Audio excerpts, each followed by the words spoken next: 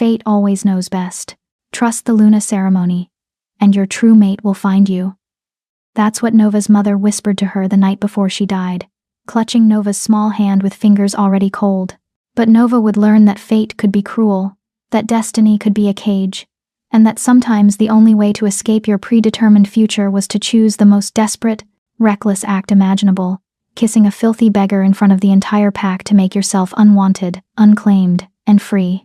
She didn't know that the beggar's eyes held ancient gold. She didn't know that his rags concealed scars from 100 battles. She didn't know that the dirt on his face was deliberately placed, a disguise worn by the most powerful alpha in 5 territories. And she certainly didn't know that her desperate kiss to avoid one fate would seal her to another far more dangerous, far more consuming, and absolutely inescapable. The Luna ceremony was supposed to be magical. For Nova Thorne, it became the night she discovered that running from destiny only makes it chase you faster. Chapter 1. The Omega's Burden. The silver chains felt heavier today. Nova Thorne had worn them since her 14th birthday, the day her wolf failed to emerge, the day she became the shame of the Crescent Moon Pack, the day her father stopped looking her in the eye. 5 years later, the chains remained, delicate silver links that circled her wrists like bracelets, marking her as Omega, wolfless, broken. Move faster, Omega. Vivienne's voice cut through the morning air, sharp as a whip crack. Nova's hands burned as she scrubbed the marble floors of the pack house, her knees aching against the cold stone. Around her, the building buzzed with preparations for tonight's Luna ceremony. Flowers everywhere, white roses for purity, moonflowers for destiny, silver ribbons streaming from every column and archway. Yes, Lady Vivienne, Nova murmured, keeping her eyes down. Vivienne Ashcroft circled her like a predator, her designer heels clicking against the floor Nova had just cleaned. The beta's daughter was beautiful in the way poisonous flowers are beautiful, pale blonde hair, ice blue eyes, a smile that never reached past her lips. You've missed a spot. Vivienne pointed one manicured nail at a section of floor. Right there. Oh, wait. Her foot shifted, deliberately kicking over the bucket of soapy water. It flooded across the marble, erasing an hour of Nova's work. Now you've missed several spots. How clumsy. The watching pack members laughed. They always laughed. Nova said nothing. She'd learned that silence was armor, that words only gave them more ammunition. She simply reached for the mop, her silver chains clinking softly. Don't bother, Vivienne said sweetly. You'll need to get ready for the ceremony anyway. After all, even Omegas are required to attend. Her smile turned razor sharp. Who knows, maybe some desperate, low-ranking wolf will take pity on you. Stranger things have happened. Though not much stranger, someone muttered, triggering another wave of laughter. Vivienne leaned down, her voice dropping to a whisper only Nova could hear. You know what everyone's saying, don't you? That Beta Rowan is going to claim you tonight. Poor, desperate Beta Rowan, whose mate died in childbirth, who needs someone to raise his brats and warm his bed. Someone with no other options. Someone like you. Nova's hands tightened on the mop handle. She did know. The whispers had followed her for weeks. Beta Rowan was 53 years old, brutal in his discipline, with 3 children who were nearly her age and despised her. The Luna ceremony was sacred. When an alpha or high-ranking wolf claimed you during the ceremony, you couldn't refuse. The bond was considered blessed by the moon goddess herself. It was supposed to be romantic. For Nova, it would be a prison sentence. Nothing to say? Vivienne straightened, her voice loud again. How wise. An Omega should know her place. She glanced at the ornate clock on the wall. The ceremony begins at moonrise. 6 hours. I suggest you make yourself presentable, though I suppose there's only so much you can do. She walked away, her entourage following, their laughter echoing through the hall. Nova waited until they disappeared before allowing herself to breathe. Her reflection stared back at her from a polished silver platter on a nearby table, dark hair that never quite tamed, gray eyes that held too much sadness for 19 years, a face that was plain at best. Not ugly, but not memorable, not special, not enough. Her mother's voice echoed in her memory. Fate always knows best. But what if fate was wrong? What if the moon goddess had made a mistake with her, had forgotten to give her a wolf, had marked her for suffering? What if she could rewrite her own destiny? The thought had been growing in her mind for weeks, ever since she'd overheard Beta Rowan discussing his claim with her father. The Luna ceremony had rules. ancient rules. An alpha or high-ranking wolf could claim any unmated wolf during the ceremony. But there was one exception. One loophole that everyone knew but no one ever used because it was considered shameful. Disgusting even. If you were already claimed, if you'd already chosen someone, you couldn't be claimed by another. And if you chose someone so beneath your station, so unworthy, so repulsive that no one would challenge the bond, Nova's heart hammered against her ribs. It was insane. It was social suicide. It would make her an outcast forever. But wasn't she already an outcast? Wasn't she already at the bottom? What did she have to lose that hadn't already been taken? Freedom. She could lose her freedom. Or she could fight for it. The decision crystallized in her chest, like ice turning to diamond, hard, unbreakable, clear. She would not be claimed by Beta Rowan. She would not spend her life as his servant, his broodmare, his punching bag when the moon made him mean. She would choose her own fate, even if it meant choosing a beggar off the street. Even if it meant kissing someone unwanted to become unwanted herself. Even if it meant burning every bridge and walking into an unknown future with nothing but her dignity intact. The silver chains on her wrists caught the light as she straightened her shoulders. Tonight, at the Luna ceremony, she would do the unthinkable. And tomorrow, she would face the consequences. But at least they would be consequences of her own choosing. Chapter 2. The plan. The afternoon sun slanted through the narrow window of Nova's room, if you could call it a room. It was more of a converted storage closet on the ground floor of the pack house, barely large enough for a cot and a wooden chest that held her few possessions. But it was hers, and more importantly, it had a door that locked. Nova sat on the edge of her cot, her mind racing through the plan that had seemed so simple in theory but grew more complicated with every passing moment. Find a beggar.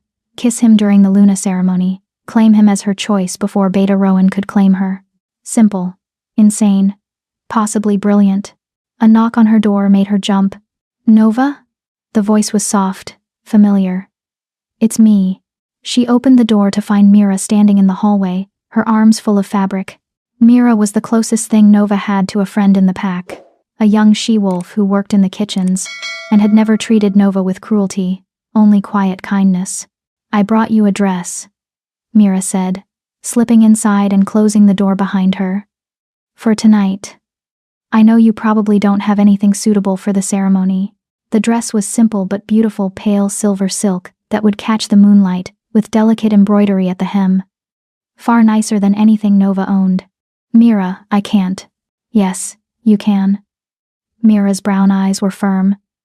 Everyone deserves to look nice at the Luna ceremony. Even if... She trailed off, the unspoken words hanging between them. Even if you're an Omega. Even if no one will want you. Even if I'm planning to do something absolutely crazy, Nova said quietly. Mira's eyes widened. What do you mean? Nova hesitated, then made a decision. If her plan was going to work, she might need help. And Mira had never betrayed her trust before. Beta Rowan is going to claim me tonight, she said. Everyone knows it. My father has already agreed to it. Mira's face paled. No, Nova. I know what he is. Nova's voice was steady despite the fear coiling in her stomach. That's why I'm not going to let it happen. She explained her plan quickly, watching Mira's expression shift from shock to horror to something that might have been reluctant admiration. You're going to kiss a beggar? Mira whispered. In front of the entire pack? Nova, they'll exile you. They'll leave me alone, Nova said firmly. That's all I want. To be left alone, to be free. Even if I'm exiled. Even if I have to live as a rogue. It's better than being trapped with him for the rest of my life. Mira was quiet for a long moment. Then she asked, Do you even know where to find a beggar?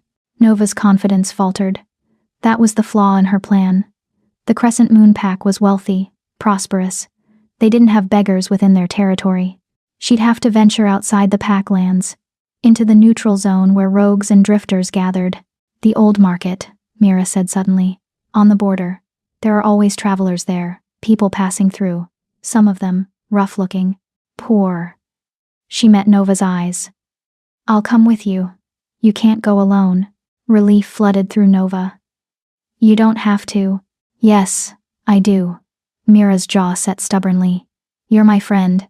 And besides, someone needs to make sure you don't pick someone actually dangerous. A beggar is one thing. A serial killer is another. Despite everything, Nova felt a smile tug at her lips. Thank you.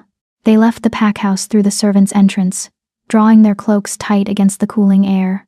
The Luna ceremony wouldn't begin for another 4 hours, but the preparations were already in full swing. The ceremony grounds, a circular clearing in the forest, ringed with ancient stones, would be lit with thousands of candles. The unmated wolves would stand in the center, while the pack surrounded them, and when the full moon reached its peak, the claiming would begin. The old market was a 30-minute walk, situated exactly on the border between pack lands and neutral territory. It was a ramshackle collection of stalls and tents where traders sold everything from herbs to weapons, where information flowed as freely as ale, and where people didn't ask too many questions. It was also, Nova realized as they arrived, far more crowded than she'd expected. Festival day, Mira murmured. I forgot. The harvest moon brings traders from everywhere. The market buzzed with activity. Wolves from different packs mingled with humans who'd learned to coexist with their supernatural neighbors, and even a few fey creatures with their otherworldly beauty and predatory grace. Nova pulled her hood lower, not wanting to be recognized. There, Mira whispered, nudging her. Nova followed her gaze to a figure hunched against a crumbling stone wall at the market's edge. He was draped in rags, his face obscured by matted hair and a thick layer of grime. His clothes were little more than tattered cloth, and he held out a wooden bowl with trembling hands. Perfect. He was exactly what she needed, visibly poor, obviously desperate, and unlikely to refuse a kiss that came with the promise of a meal and shelter. Are you sure about this? Mira asked quietly. Nova's heart hammered in her chest. No, she wasn't sure. She wasn't sure about anything except that she couldn't go back to the pack house and let Beta Rowan put his claiming mark on her neck. I'm sure, she said. They approached the beggar. Up close, he was larger than she'd expected, broad shoulders despite his thinness, long limbs folded awkwardly as he sat against the wall. His smell hit her first. Unwashed skin, old sweat, and something else. Something that made her wolf. Wait, her wolf? Nova froze. She didn't have a wolf. She'd never had a wolf. But for just a moment, she'd felt something stir inside her chest. Some ancient recognition that made her, please. The beggar's voice was rough, barely more than a rasp. Spare a coin? The moment passed. Nova shook herself. It was just nerves, just her imagination playing tricks. I have something better than a coin, she said, her voice steadier than she felt. I have a proposal. Hi. The beggar's head lifted slightly. She still couldn't see his face clearly through the grime and hair, but she caught a glimpse of his eyes. They were the color of amber catching fire. What kind of proposal? His voice held a note of wariness. Nova took a breath. Tonight, there's a ceremony. The Luna ceremony. I need you to attend it with me. I need you to accept a kiss. In public, in front of my entire pack. The beggar went very still. Why would you want that? Because I need to be claimed by someone of my own choosing before someone else claims me. The words tumbled out faster now. I'll pay you. I'll give you food, shelter, whatever you need. It's just one kiss. One public moment. After that, we can go our separate ways if you want. But I need you there. I need you to be my choice. The silence stretched between them. Nova became aware of Mira's hand on her arm, of the market sounds fading into background noise, of her entire future balanced on this stranger's answer. Finally, the beggar spoke. You would choose a beggar? Someone like me? To shame yourself before your pack? Yes, Nova said simply. Because being shamed is better than being trapped. Another pause. Then the beggar slowly, painfully, rose to his feet. He was tall, very tall, even stooped and weakened. He towered over her. What's your name? He asked. Nova, Nova Thorn. Nova, he repeated, as if testing the name. Very well, Nova Thorn. I accept your proposal. I will be your beggar at the Luna ceremony. Relief crashed through her so powerfully her knees nearly buckled. Thank you. Thank you so much. We need to leave soon. I know where the Crescent Moon Pack holds their ceremonies, the beggar said. His voice had changed slightly, grown stronger. I'll be there when the moon rises. Something about the way he said it made Nova's skin prickle with awareness, but she pushed the feeling aside. She had what she needed. She had her escape plan. Come on, Mira urged, pulling at her arm. We need to get back before someone notices we're gone. As they hurried away from the market, Nova glanced back once. The beggar stood exactly where they'd left him, a tall shadow against the wall. For just a moment, the setting sun broke through the clouds and caught his eyes. They gleamed like molten gold. Then, the clouds shifted. And he was just a beggar again, just a desperate man in rags, just her ticket to freedom.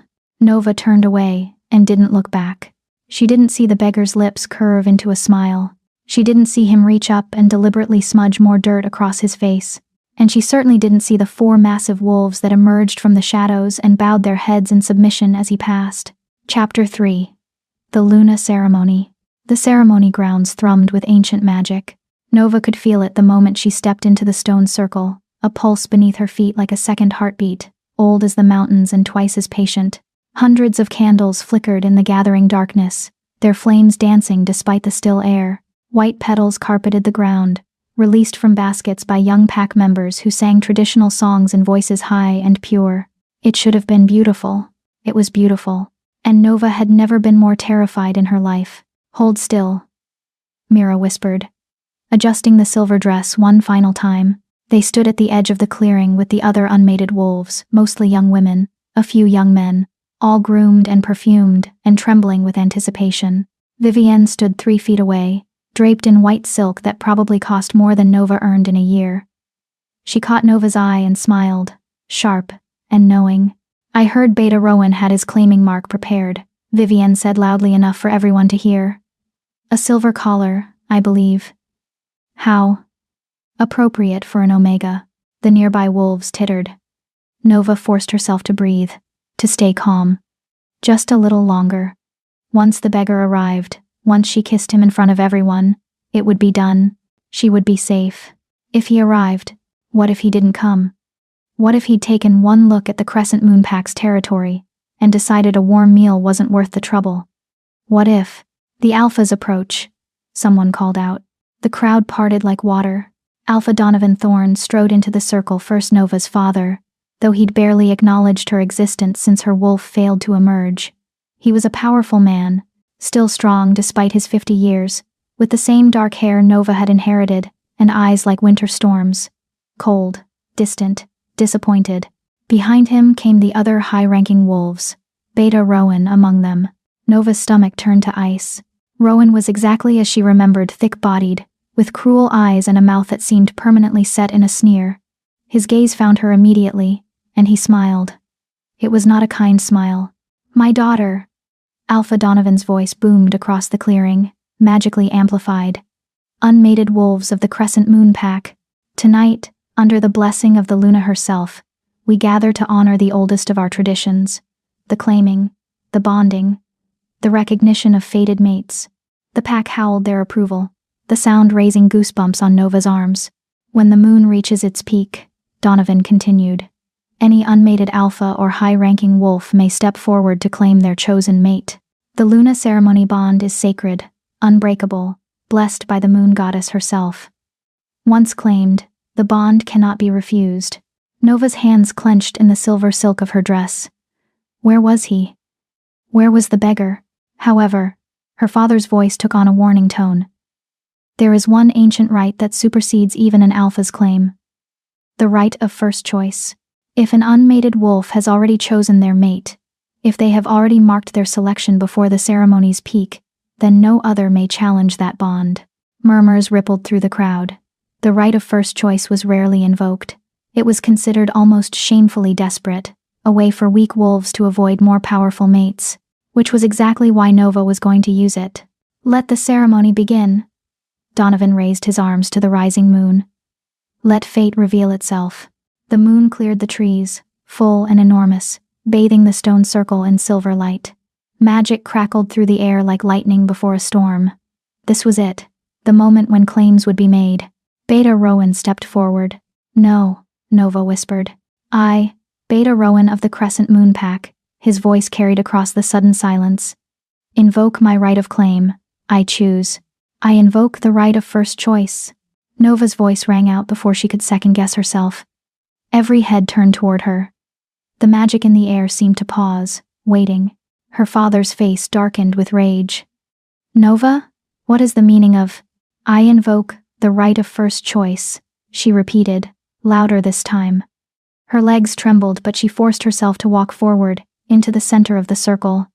I have already chosen my mate. Before this ceremony began, before any claim could be made, I made my selection. Vivienne laughed, the sound like breaking glass. You? An Omega? Who would possibly? I would. The voice came from the edge of the clearing, and the beggar stepped into the candlelight.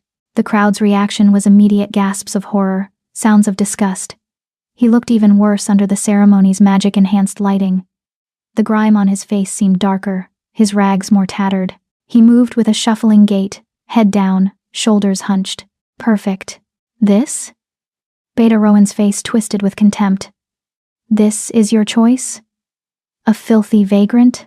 He is my choice, Nova said firmly, even as her heart hammered against her ribs. As is my right. She walked toward the beggar, aware of every eye upon her. The whispers started: shock, disgust, pity. Someone laughed. Someone else made a gagging sound. Nova ignored them all. The beggar raised his head as she approached. Those amber eyes met hers, and for just a moment, she saw something in them that wasn't defeat or desperation, something that looked almost like amusement? No. It had to be the candlelight playing tricks. Are you certain? The beggar asked quietly, his rough voice barely audible over the crowd's murmurs. Once done, this cannot be undone. I'm certain, Nova said. Then I accept your choice, Nova Thorne. The way he said her name sent a shiver down her spine. But there was no time to analyze it. Beta Rowan was already moving forward, his face mottled with rage. This is an outrage. Alpha Donovan, your daughter cannot seriously expect. The right of first choice is sacred, Nova said, her voice cutting through his protest. Once invoked, once accepted, the bond is as unbreakable as any Alpha's claim. You taught me that yourself, Beta Rowan. In all your lessons about pack law, her father's face had gone from red to white. Nova, think about what you're doing. Think about your future. You would throw away any chance of a proper mate for this. This. For my freedom, Nova said quietly. Yes, father, I would. The silence that followed was absolute. Then the beggar spoke. The ritual must be completed. For the right of first choice to be recognized, there must be a public claiming.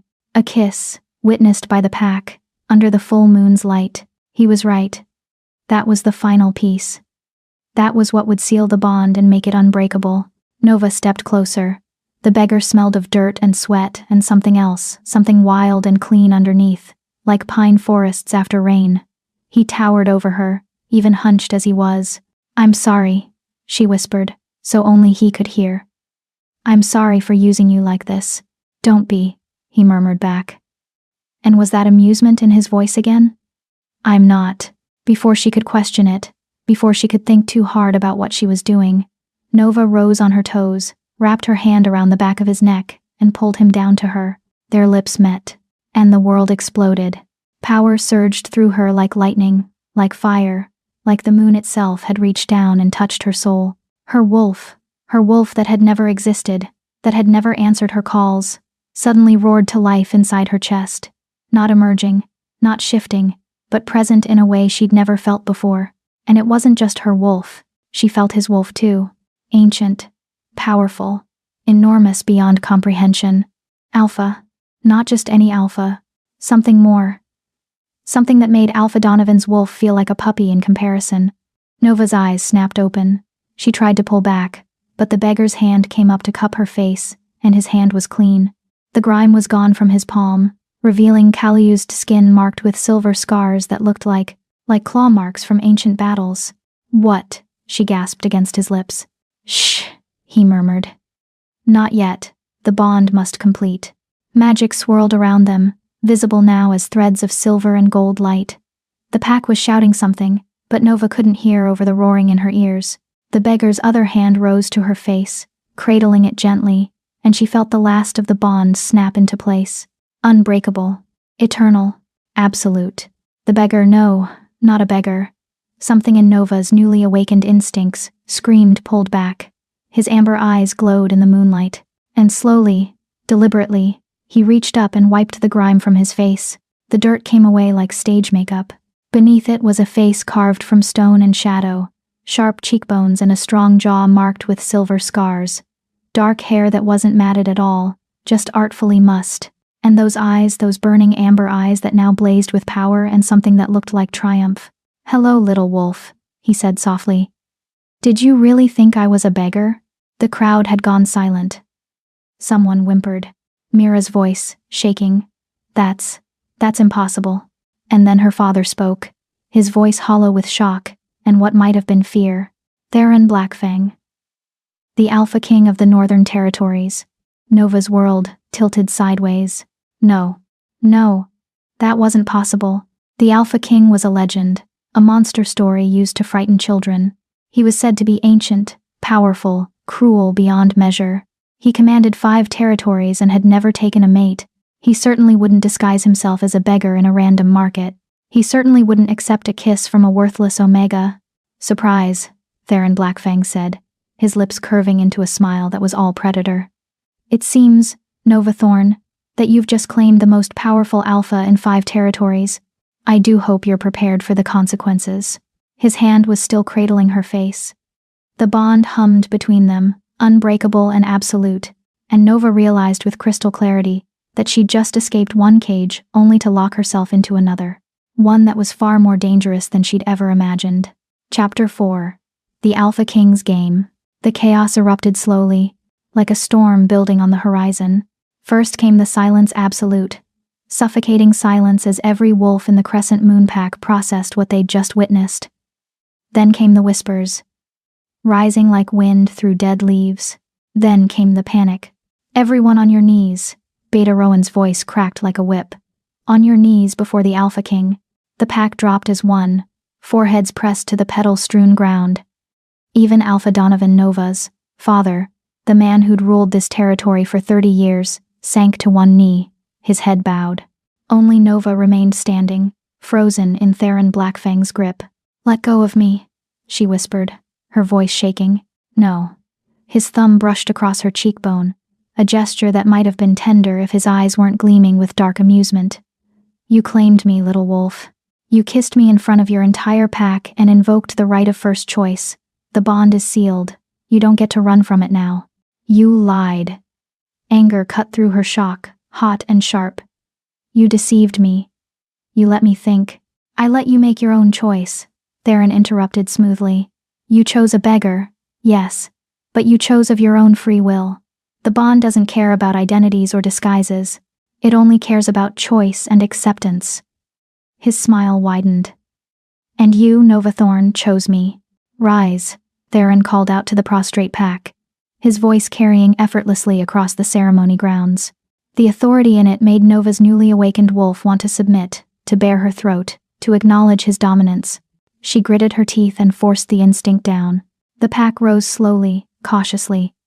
Nova could see her father's face pale with shock, eyes darting between her and Theron as if trying to solve an impossible equation. "Alpha King Theron." Donovan's voice was carefully controlled, diplomatic. "We had no idea you were in our territory. If we had known, we would have prepared a proper welcome. Our pack house, our resources, everything we have is at your disposal." "I didn't want a proper welcome," Theron said, finally releasing Nova's face but keeping one hand wrapped loosely around her wrist. The touch was light, but she could feel the leashed strength in it. "I came to observe the Luna ceremony. I've heard interesting things about the Crescent Moon Pack's traditions." His eyes swept over the crowd, and several wolves flinched under that amber gaze. "Interesting things," he repeated softly, "about how you treat your Omegas." The temperature in the clearing seemed to drop 10 degrees. Vivienne, who'd been frozen in her white silk dress, suddenly found her voice. "Alpha King, surely you don't mean to honor this farce of a bond? She's an Omega. Wolfless. She tricked you into... Are you questioning my judgment?" Theron's voice was silk over steel. "Are you suggesting that I, the Alpha King of the Northern Territories, was outsmarted by a 19-year-old Omega?" Vivienne's face went white. "No, I didn't mean... Because if I was outsmarted," Theron continued conversationally, "that would make me rather stupid, wouldn't it? And if I'm that stupid, Perhaps I shouldn't be Alpha King at all. Perhaps you'd like to challenge me for the title? The offer hung in the air like a blade. No, Alpha King, Vivienne whispered, her eyes on the ground. I would never. That's what I thought. Theron's attention shifted back to Donovan. Alpha Thorn. Your daughter has claimed me under the right of first choice. The bond is sealed and recognized by the moon goddess herself. I assume you have no objection? It wasn't really a question. Donovan's jaw worked silently for a moment. Nova could see the calculations running behind his eyes, political implications, territorial concerns, the sheer impossibility of refusing an Alpha King who'd just been bonded to his daughter. No objection, he finally said. The right of first choice is sacred. If Nova has chosen you, and you have accepted, then the bond is blessed. The words clearly tasted like ash in his mouth. Excellent. Theron's smile was all teeth. Then we'll be leaving immediately. I have matters to attend to in my own territory, and I'm sure my new mate is eager to see her new home. Wait, Nova found her voice, pulling against his grip on her wrist. I'm not going anywhere with you. Bond or no bond. You can't just, can't I?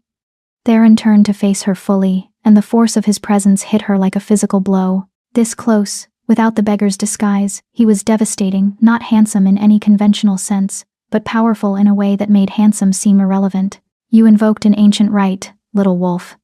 You claimed me as your mate before your entire pack.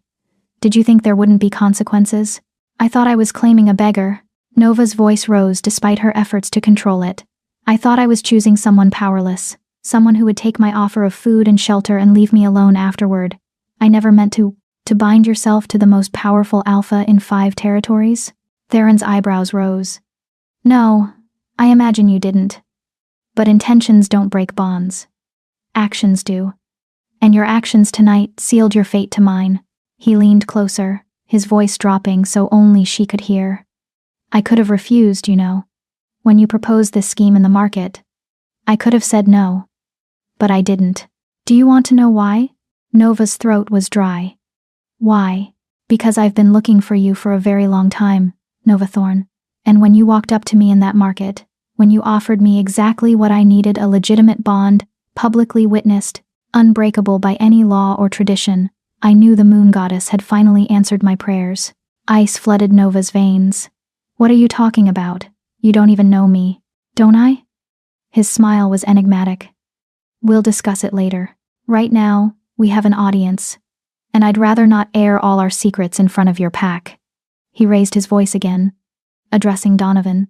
Alpha Thorn, I'll send representatives to negotiate the formal alliance between our territories. Consider this bonding a diplomatic merger. Of course, Alpha King, Donovan said quickly. Too quickly. He was already calculating how to profit from this. Nova realized with a sick feeling. His worthless Omega daughter had accidentally become his ticket to the most powerful alliance in the region. Father, Nova said, hating the pleading note in her voice. Don't let him. Nova. Her father's eyes were cold as winter ice. You made your choice. You invoked the right of first choice in front of the entire pack. You claimed the Alpha King as your mate. There is no going back from that. You will go with him. You will honor the bond, and you will bring honor to this pack for once in your worthless life. The words hit her like physical blows. Mira stepped forward from the crowd, her face streaked with tears. Please, Alpha King. She didn't know. She was desperate. Beta Rowan was going to claim her against her will? Theron's voice went dangerously soft. Is that what you were going to say?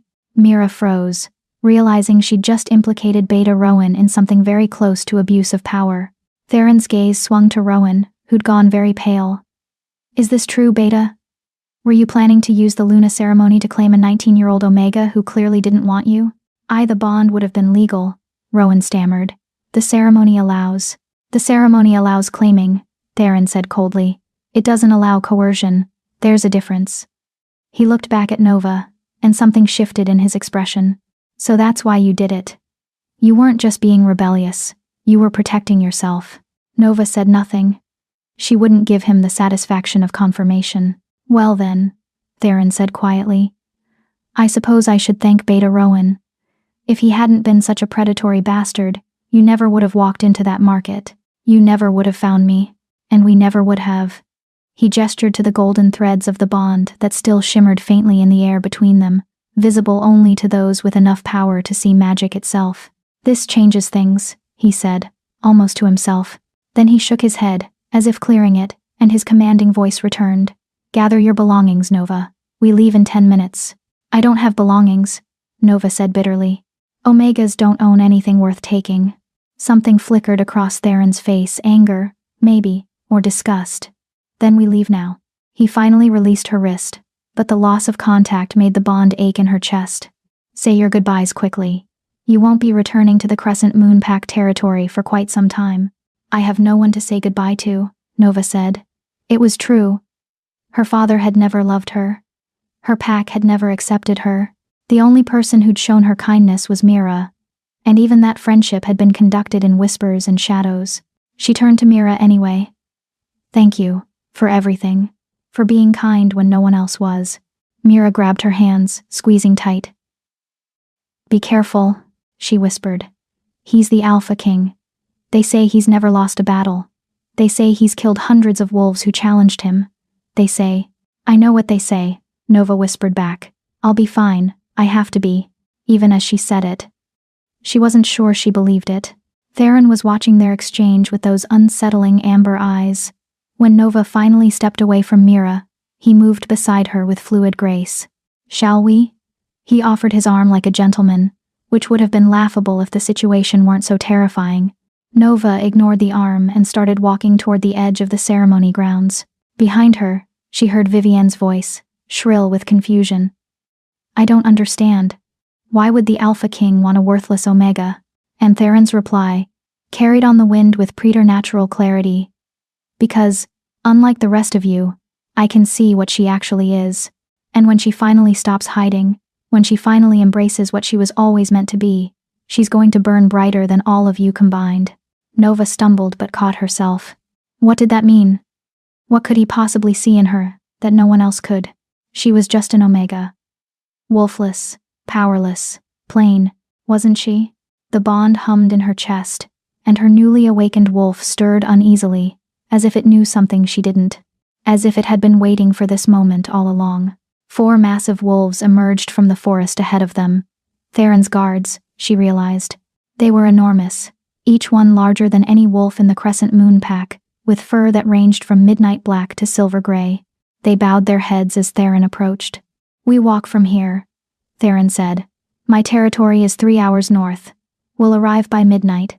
"I can't shift," Nova said flatly. "I don't have a wolf." "Yes, you do." Theron's voice was certain. "You've had one all along. Your pack just convinced you that you didn't. But I felt her when we kissed." "Nova, she's there. She's just been sleeping." "That's impossible." "Is it?" He stopped walking and turned to face her. "Then explain why you can feel the bond. Explain why you can sense my wolf. Explain why. Right now, you can hear the heartbeat of every wolf in this forest." Nova opened her mouth to deny it and realized he was right. She could hear them. Dozens of heartbeats, layered over each other like a symphony. She could smell the fear still lingering in the ceremony grounds. She could feel the earth beneath her feet in a way she never had before. "What did you do to me?" she whispered. "I didn't do anything," Theron said. "The bond did. It woke what was already there, what should have woken years ago, if your pack hadn't been." He cut himself off, jaw tightening. "We'll discuss this later. Can you walk 3 hours, or do you need to be carried?" The idea of being carried by him, of being pressed against that powerful chest, wrapped in his scent, completely at his mercy made something in Nova's stomach flip. "I can walk," she said quickly. "Then let's go." He started forward again. "Stay close. The neutral territories between here and my land aren't safe at night. There are rogues, and worse things. My guards will protect you, but it's easier if you stay within the circle." The 4 massive wolves arranged themselves around them, 2 in front, 2 behind. A protective formation. Nova had no choice but to follow.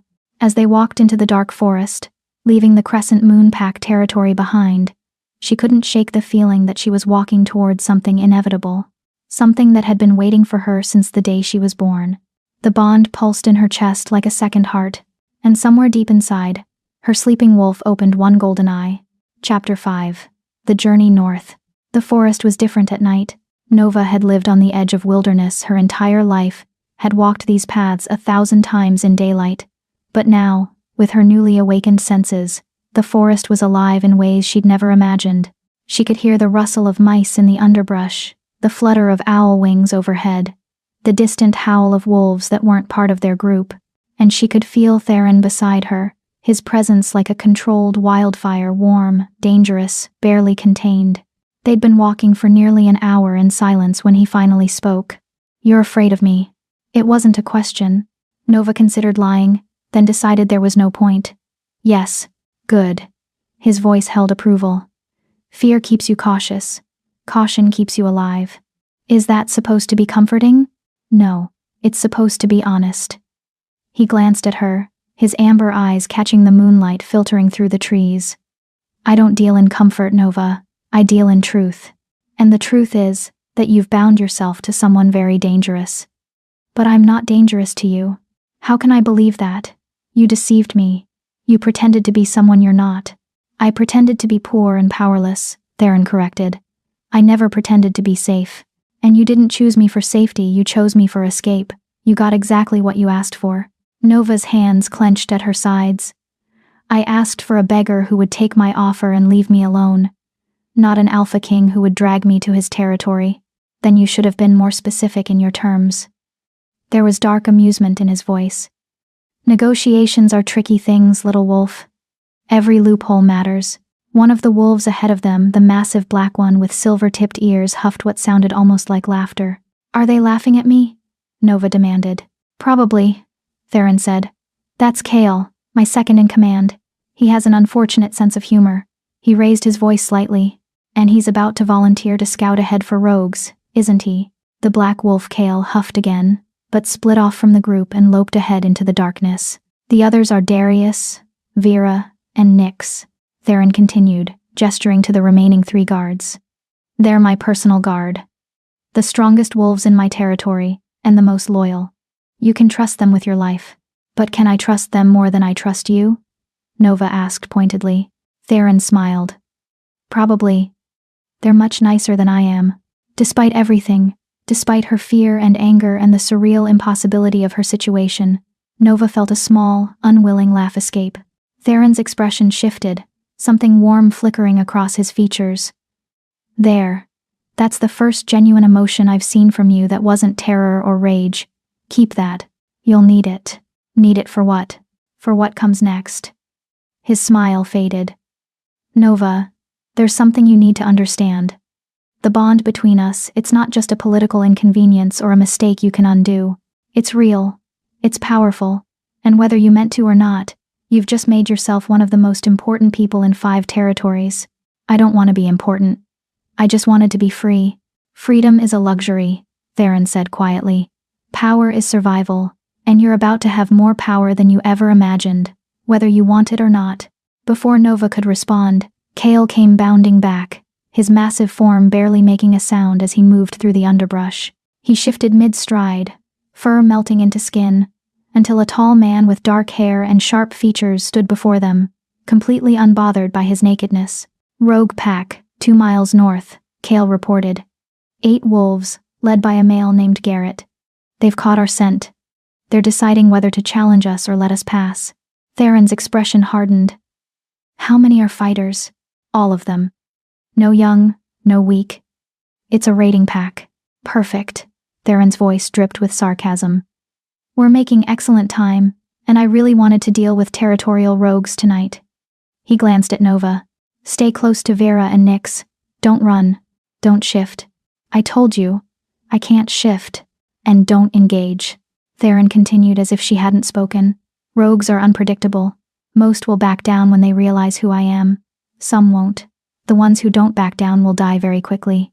The casual way he said it made Nova's blood run cold. "You'd kill them just for challenging you?" "I'd kill them for threatening what's mine." His eyes met hers. And there was nothing human in that gaze, only predator, ancient, and absolute. "And you, Nova Thorn, are mine now. The bond makes it so, which means anyone who threatens you threatens me. And I don't tolerate threats. Before she could process that, 8 wolves emerged from the shadows ahead. They were ragged things, scarred, lean, with the desperate hunger of rogues who lived outside pack protection. Their leader was the largest, a brown wolf, with one torn ear and eyes that gleamed with cunning and cruelty. Theron's 3 remaining guards immediately formed a tighter circle around Nova. She could feel their power radiating outward, a clear warning. The rogue leader shifted, bones cracking and reforming, until a man stood in the wolf's place. He was middle-aged, heavily muscled, with the kind of scars that spoke of many fights and few losses. Well, Garrett's voice was rough as gravel. What do we have here? 4 pretty wolves and a couple of travelers. This is our territory, friends. There's a toll for passage. Your territory? Theron's voice was mild, almost conversational. I wasn't aware the neutral zone had been claimed. Last I checked, neutral meant belonging to no one. Neutral to packs, maybe. But we're not a pack. Garrett's smile was all teeth. We're free wolves. And free wolves take what they want. So here's how this works: you give us whatever supplies you're carrying, plus that pretty thing you're protecting, and we'll let you pass with your lives. The air went very, very still. His name is Garrett?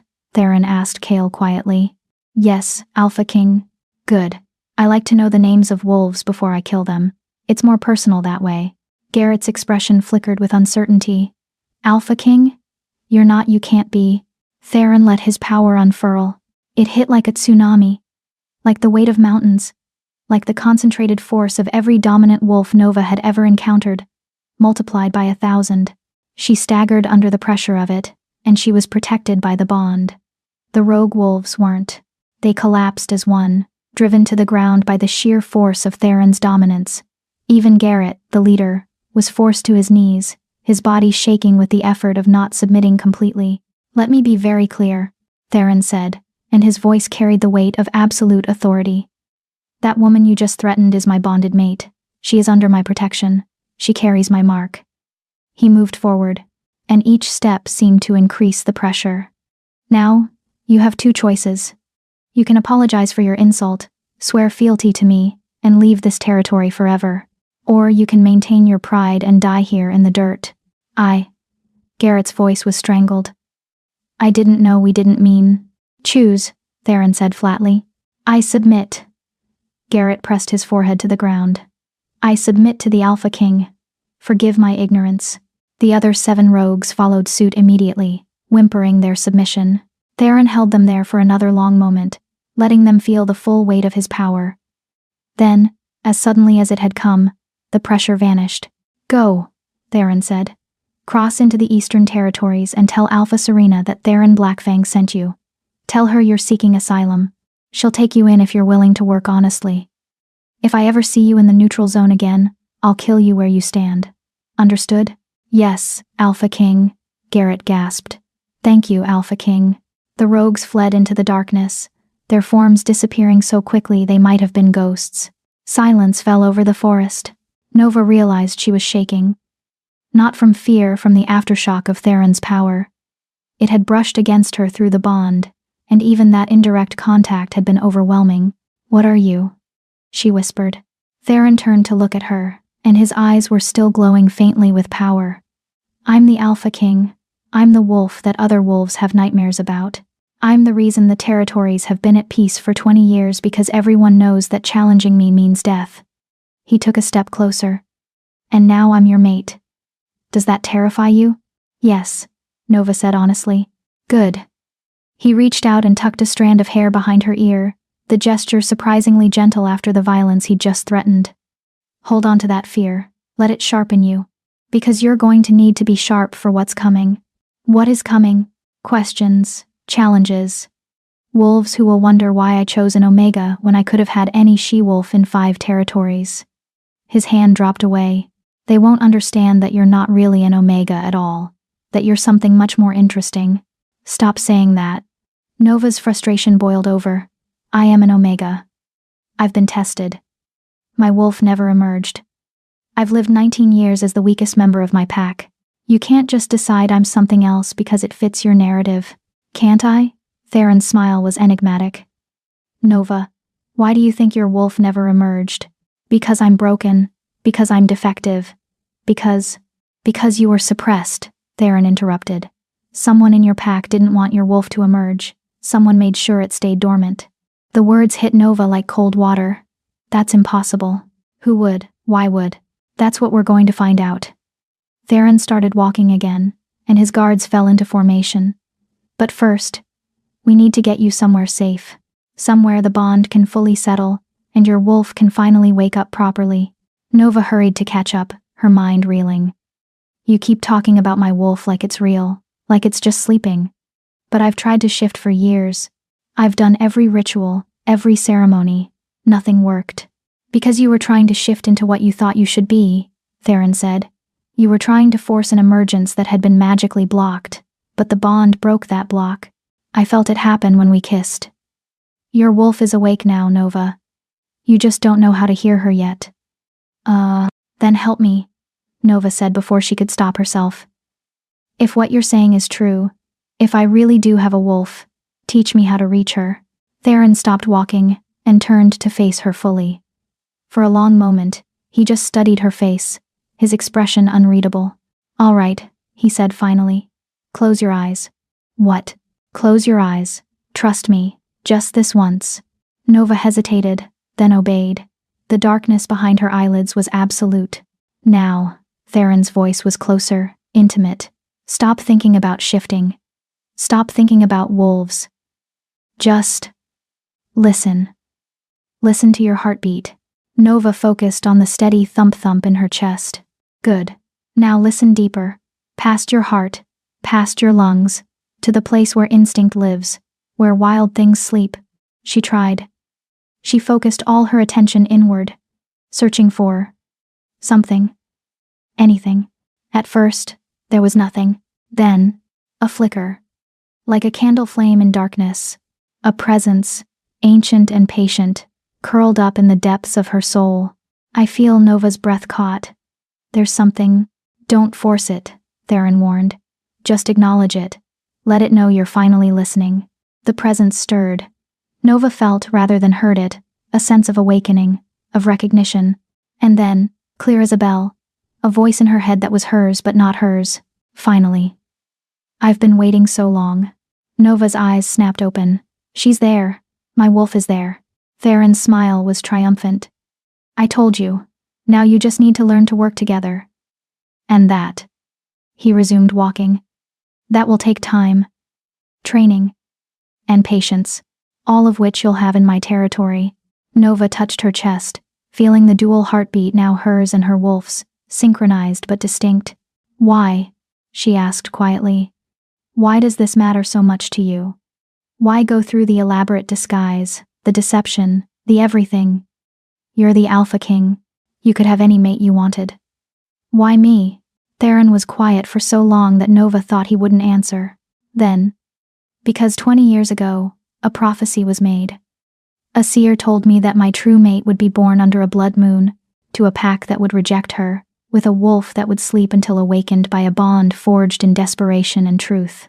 He glanced at her. You were born under a blood moon, weren't you? Nova's mouth went dry. How did you? I've been searching for you for 2 decades, Nova. I visited every pack, observed every Luna ceremony, waited for the signs. When I heard about the Crescent Moon Pack's Omega, a girl born under the blood moon 19 years ago, whose wolf never emerged, I knew.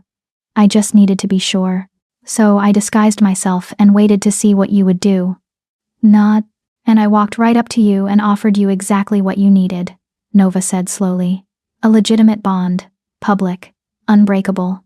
You did. Theron's voice held something that might have been admiration, which suggests that maybe the moon goddess has a sense of humor after all. They walked in silence for another few minutes. The forest was beginning to thin, the trees growing taller and more ancient. Nova could smell water nearby, a river, cold and clean. We're crossing into my territory now, Theron said. Once we cross that river, you'll be under my protection officially. No one can touch you there. Not your old pack, not the rogues, not anyone. Will I be a prisoner? No. Theron's answer was immediate. You'll be my mate, my queen, if you choose to accept that role. You'll have freedom, respect, power, everything your old pack denied you. At what cost?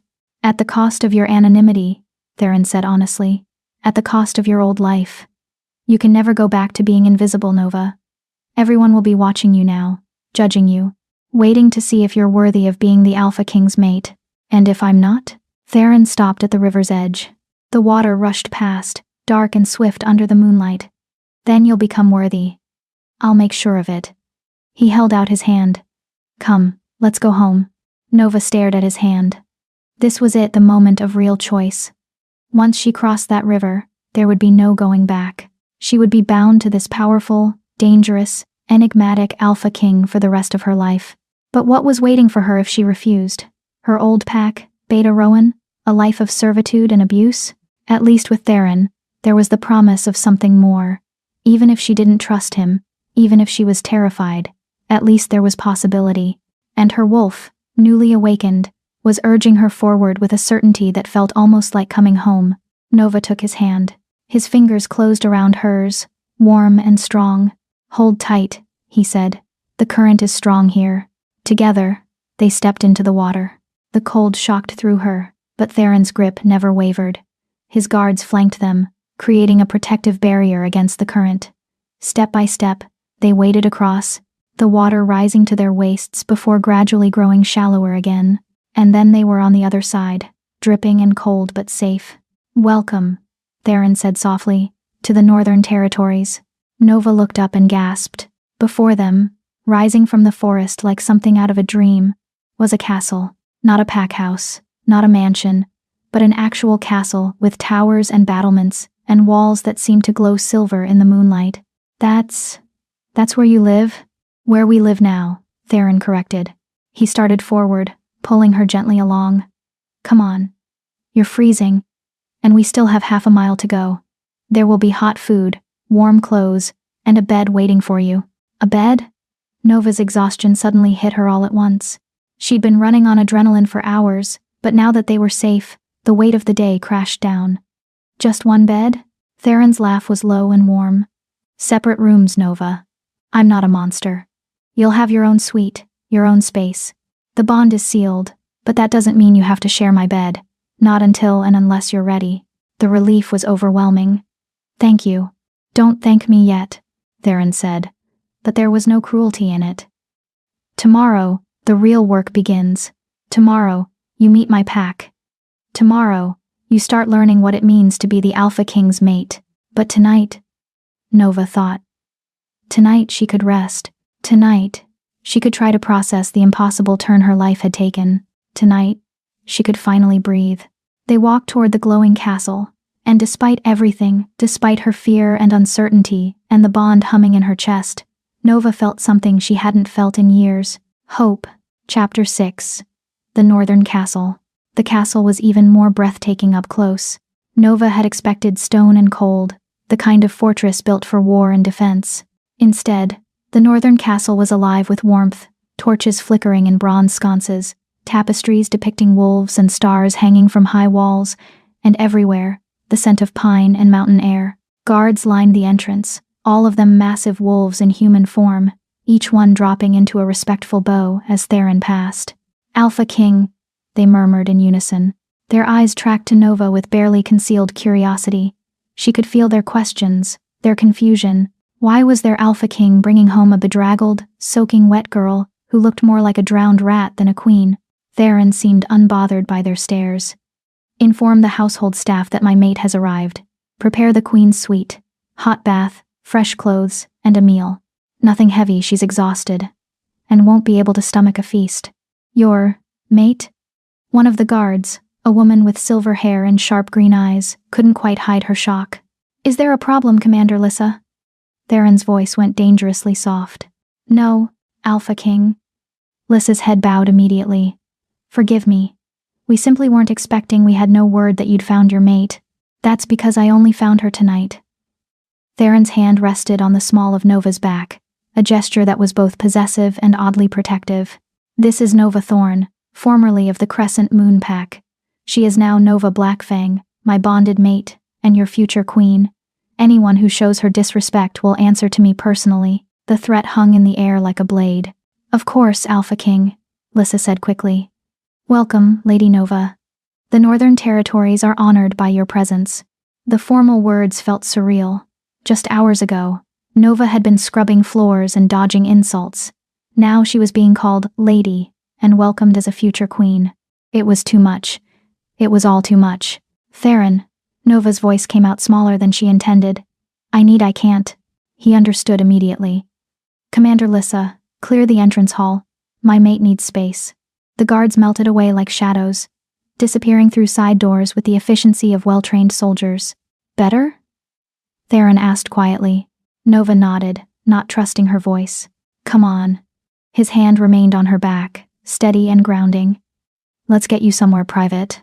He led her through corridors that seemed to stretch forever, past grand halls with vaulted ceilings, libraries with shelves reaching toward the sky, training rooms where the scent of sweat and combat lingered.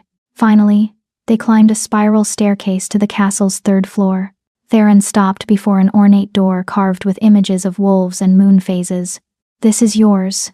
He pushed the door open, and Nova stepped into what could only be described as a dream. The Queen's suite was massive, larger than the entire servants' quarter in her old pack house. A 4-poster bed dominated the center, draped in silver and midnight blue silks. A fireplace crackled with fresh flames, warming the space. Floor-to-ceiling windows overlooked the forest below, and Nova could see the mountains in the distance, their peaks catching the moonlight. "The bathing room is through there." Theron pointed to a door on the left. "Fresh clothes are in the wardrobe. If you need anything else, pull that cord." He indicated a silver rope near the bed, "and a servant will attend to you immediately." Nova turned to face him, suddenly aware that they were alone. In a bedroom, with a massive bed between them. The bond hummed with awareness. "I should go," Theron said, as if reading her thoughts. "You need rest. Tomorrow will be—" "Why did you really do this?" Nova interrupted. "Don't tell me about prophecies or fate. Tell me the truth. Why go through all of this for someone like me?" Theron was silent for a long moment. Then he moved to the window, staring out at his territory. "Do you know what it's like?" he said quietly. "To be the most powerful wolf in 5 territories and still be completely alone." Nova said nothing, sensing he needed to speak. "I've ruled for 30 years, Theron continued. "I've fought countless battles, made alliances, kept peace through strength and fear. But I've never had a mate. Every she-wolf who's ever approached me wanted power, not partnership. They saw the crown, not the wolf wearing it." He turned to face her. "When the seer told me about the prophecy, I thought it was cruel. A blood moon birth, a rejected wolf. It sounded like I was being punished, forced to wait decades for someone who might not even exist. But you waited anyway." "I waited because the alternative was settling for someone who would never truly know me. Someone who would see the Alpha King and never see Theron." His amber eyes held hers. "And then tonight, I watched you walk into that market, desperate and terrified, and offer yourself to a complete stranger just to escape a fate you found unbearable. Do you know what that told me? That I'm reckless and stupid?" A ghost of a smile crossed his face. "That you're brave enough to rewrite your own story. That you'd rather risk everything than accept a life of suffering. That underneath all the abuse and suppression, there's a fire that couldn't be extinguished." He moved closer, and Nova's breath caught. "You asked me why I chose you," Theron said. "The truth is, you chose me first. You looked at a beggar and saw possibility. You offered kindness to someone who had nothing. And that tells me more about your character than any title or bloodline ever could." "I wasn't being kind," Nova admitted. "I was being selfish. I used you. We used each other." Theron corrected. "You got your escape. I got my mate. That's not selfishness, that's survival." His hand reached up, almost touching her face, then dropped. "Now we just have to figure out how to turn survival into something more." "Like what?" "Like partnership. Like trust. Like," he hesitated. "Like maybe, eventually, something that resembles love." The word hung between them like a question. "I don't know if I can love you," Nova said honestly. "I don't even know you." "Good." Theron stepped back, putting distance between them. "I don't want your love yet. I want your honesty. I want you to learn who I am before you decide what you feel. Can you do that?" It was the most reasonable thing he'd said all night. "I can try," Nova said. "Then that's enough for now." Theron moved toward the door, then paused. "One more thing. Your wolf, the one we woke tonight. Don't try to shift yet. She's still weak, still learning. Give her time to integrate with you before you try to change forms. If you rush it, you could hurt yourself. How long? A few days, maybe a week. You'll know when she's ready. He opened the door. Sleep well, Nova. Tomorrow I'll introduce you to the pack. It won't be easy, but I'll be with you the entire time. He left before she could respond, the door clicking softly shut behind him. Nova stood alone in the massive suite, the events of the night crashing over her like waves. She'd escaped Beta Rowan. She'd bonded with the Alpha King. She'd discovered she had a wolf after 19 years of believing herself broken. And now she was standing in a castle, being called a future queen, while still wearing the damp silver dress she'd worn to what was supposed to be her last Luna ceremony.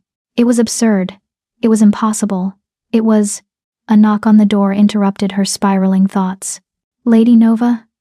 A female voice, soft and respectful. I'm Iris, one of the household staff. The Alpha King asked me to help you with your bath and prepare you for sleep. Nova opened the door to find a young woman with kind eyes and brown hair pulled back in a practical braid. I'm not, you don't have to call me lady, Nova said awkwardly. Iris smiled. The Alpha King was very specific about your title. Besides, you're his bonded mate. That makes you lady whether you want it or not. She gestured toward the bathing room. Come on. The water's getting cold, and trust me, after a journey through the neutral territories, you're going to want this bath. The bathing room was as impressive as the bedroom, a massive copper tub already filled with steaming water, herbs floating on the surface that smelled of lavender and something wilder, shelves lined with soaps and oils and soft towels, a chair where Iris had laid out a nightgown in soft gray silk. I'll be just outside if you need anything, Iris said. Take your time. Nova waited until she was alone, then slowly stripped off the damp silver dress. The fabric clung to her skin, and she had to peel it away carefully. Underneath, the silver chains she'd worn for 5 years still circled her wrists. Omega chains. She'd almost forgotten about them. Nova tried to remove them and gasped as power surged through the metal. They weren't just chains. They were spelled, bound to her with magic. No wonder her wolf had never emerged. These chains had been suppressing it the entire time. Anger flooded through her. Who had done this? Who had spelled these chains and locked away her wolf? Her father? Someone in the pack leadership? Or... The thought was interrupted by her wolf's voice, clearer now. Break them. I can't, Nova whispered. They're magical. I don't know how. You do. We do. Together. Nova closed her eyes, reaching for that connection she'd felt in the forest. Her wolf rose to meet her, and for the first time, their power merged. Heat surged through Nova's wrists. The chains began to glow, first silver, then gold, then white-hot. And then, with a sound like breaking crystal, they shattered. Fragments of silver scattered across the stone floor, lifeless and powerless. Nova stared at her bare wrists, at the faint red marks where the chains had rested for 5 years. She felt lighter, stronger, like she'd been carrying weight she hadn't even known was there. Free, her wolf said with satisfaction. Nova climbed into the bath, sinking into water so hot it almost burned. But it felt good, washing away the grime of the journey, the fear of the ceremony, the weight of her old life. She stayed in the water until it cooled, until her fingers pruned and her muscles finally relaxed. When she emerged, she found Iris had left fresh bread, cheese, and water on a tray by the bed. Nova ate quickly, surprised by how hungry she was. Then she crawled into the massive bed, expecting to lie awake for hours, her mind too full of questions and fears to rest. Instead, she fell asleep almost immediately, her wolf curling up contentedly in her chest. And for the first time in years, Nova didn't dream of running. She dreamed of flying. If stories like Nova's remind you that worth can't be destroyed by cruelty, subscribe to join others who believe hidden strength deserves recognition. Far below, in his own chambers, Theron stood at his window and watched the Queen's suite high above. He could feel Nova through the bond, her exhaustion, her confusion, her slowly settling peace, as sleep claimed her. She broke the suppression chains, Kale said from the doorway. We felt the magic break from the entrance hall. She's stronger than you thought. No, Theron said quietly. She's exactly as strong as I thought. She just didn't know it yet. The pack won't accept her easily, Kale warned. An Omega from a weak pack? Even with the bond, there will be challenges, Let them challenge. Theron's voice hardened. She'll surprise them, just like she surprised me. You care about her already? It wasn't a question. Theron didn't answer for a long moment. Then, I care about what she represents. Hope, change, a future that isn't just endless fighting and political maneuvering. And when she learns the whole truth? Kale asked quietly. When she discovers why you really needed a mate? What the prophecy actually said? Then I'll deal with it, Theron said. But right now, let her have this moment of peace. Moon knows she's earned it. Kale left without another word. Theron remained at the window, watching over his sleeping mate, and wondered if he'd just saved her life or damned them both. Only time would tell. Chapter 7. The Pack's Judgment. Morning came too quickly. Nova woke to sunlight streaming through the massive windows and the sound of birdsong outside. For a blissful moment, she forgot where she was, forgot everything that had happened. Then the bond pulsed in her chest, a gentle reminder of the Alpha King sleeping somewhere below, and reality crashed back. She sat up, taking in the Queen's suite in daylight. It was even more beautiful than she'd realized. Tapestries depicting ancient wolves hunting beneath full moons, shelves lined with books, a writing desk by the window, and everywhere, the scent of cedar and mountain air. A soft knock interrupted her observations. Lady Nova? Iris's voice came through the door. I've brought breakfast and clothes for today's presentation. Presentation? Nova's stomach nodded. Iris entered carrying a tray laden with food, fresh bread, honey, berries, and some kind of meat pie that smelled divine. Behind her came 2 other servants carrying garments. The Alpha King didn't tell you? Iris set the tray on a small table. This morning, you'll be formally presented to the pack. It's tradition when a new mate is bonded. The entire northern pack will gather to meet you. Nova's appetite vanished. The entire pack? Well, the core pack members. About 300 wolves. Iris must have seen Nova's face pale because she added quickly. It's not as bad as it sounds. You just stand beside the Alpha King, he announces the bond, and everyone acknowledges you. Simple. Simple, Nova repeated hollowly. 300 wolves. 300 powerful northern wolves who would take one look at her and wonder what their Alpha King was thinking. Eat first, Iris said firmly. You'll need your strength. And trust me, facing a pack on an empty stomach is never a good idea. Nova forced herself to eat, while Iris and the other servants prepared the clothes. A dress in deep midnight blue, elegant but not ostentatious, with silver embroidery at the collar and cuffs. Boots of soft leather. A cloak of gray wolf fur that was probably worth more than everything Nova had owned in her entire life.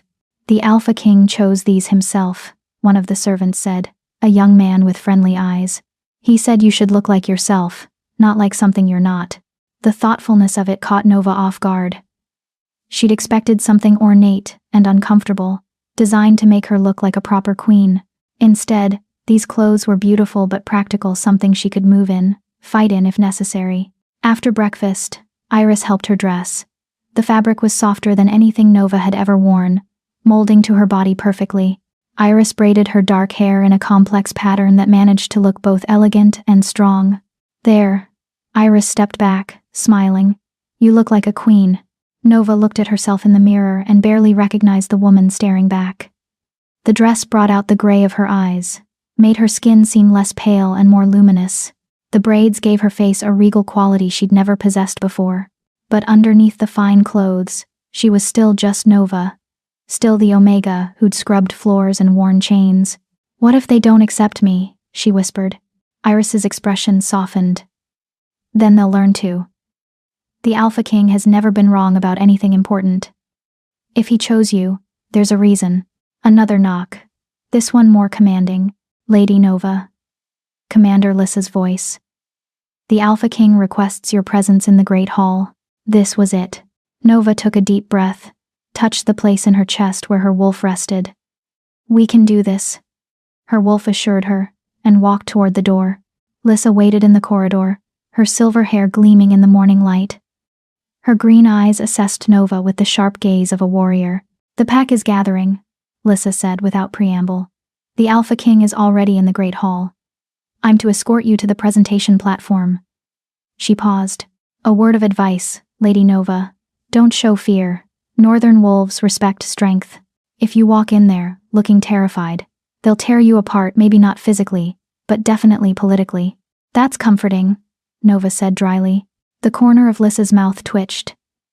I'm not here to comfort you. I'm here to prepare you. This pack has been waiting 30 years for their alpha king to take a mate. They have expectations. You won't meet those expectations, no one could. So instead of trying to be what they expect, be something they don't expect. Be yourself. It was surprisingly good advice. Nova followed Lissa through the castle's corridors. As they walked, she could hear the gathering hundreds of voices echoing through stone halls, the shuffle of feet, the barely contained energy of wolves waiting for something significant. They stopped before two massive doors carved with the image of a wolf howling at the moon. Ready? Lissa asked. No, Nova said honestly. But I don't think I ever will be, so let's do this anyway. Lissa's expression held something that might have been approval. Good answer. The doors swung open. The great hall was enormous, a cathedral of stone and wood, with massive pillars supporting a ceiling that seemed to reach the sky. Tapestries hung from every wall, depicting battles and hunts and celebrations, and everywhere. Wolves. They filled the hall, standing in organized rows by rank and position. Warriors in the front, their bodies scarred and powerful. Healers and scholars in the middle, their eyes sharp with intelligence. Younger wolves toward the back, their energy barely contained. And at the far end, on a raised platform beneath a massive stained glass window depicting the moon in all its phases, stood Theron. He wore black, simple but elegant, with silver accents that caught the light. His dark hair was pulled back, revealing the sharp lines of his face and those burning amber eyes. Power radiated from him like heat from a forge, and every wolf in the hall instinctively recognized their king. His eyes found Nova immediately, and the bond flared between them. Walk to me, his voice came through the bond, surprising her. Don't run. Don't hesitate. Walk like you own this hall. Nova took a breath and started forward. The crowd parted, creating a path directly to the platform. Hundreds of eyes tracked her movement, assessing, judging, questioning. She could feel their doubt, their confusion, their barely concealed contempt. An Omega? She heard someone whisper. He chose an Omega? She's so plain. What does he see in her? This has to be a mistake. The Alpha King wouldn't. Nova lifted her chin and kept walking. 1 step, 2, 3, each step feeling like a mile. But she didn't falter, didn't show the fear that churned in her stomach. Finally, she reached the platform. Theron extended his hand, and she took it, letting him pull her up beside him. You're trembling, he murmured, low enough that only she could hear. I'm terrified, she whispered back. Good, use it. His hand squeezed hers. Ready? No. Perfect. He turned to face the assembled pack, and his voice rang out with absolute authority. Wolves of the Northern Territories, I present to you Nova Blackfang, my bonded mate, and your future Luna Queen. The silence that followed was deafening. Then, slowly, starting with Kale and Lissa at the front, the wolves knelt. Row by row, they sank to one knee, heads bowed in acknowledgement of their future queen.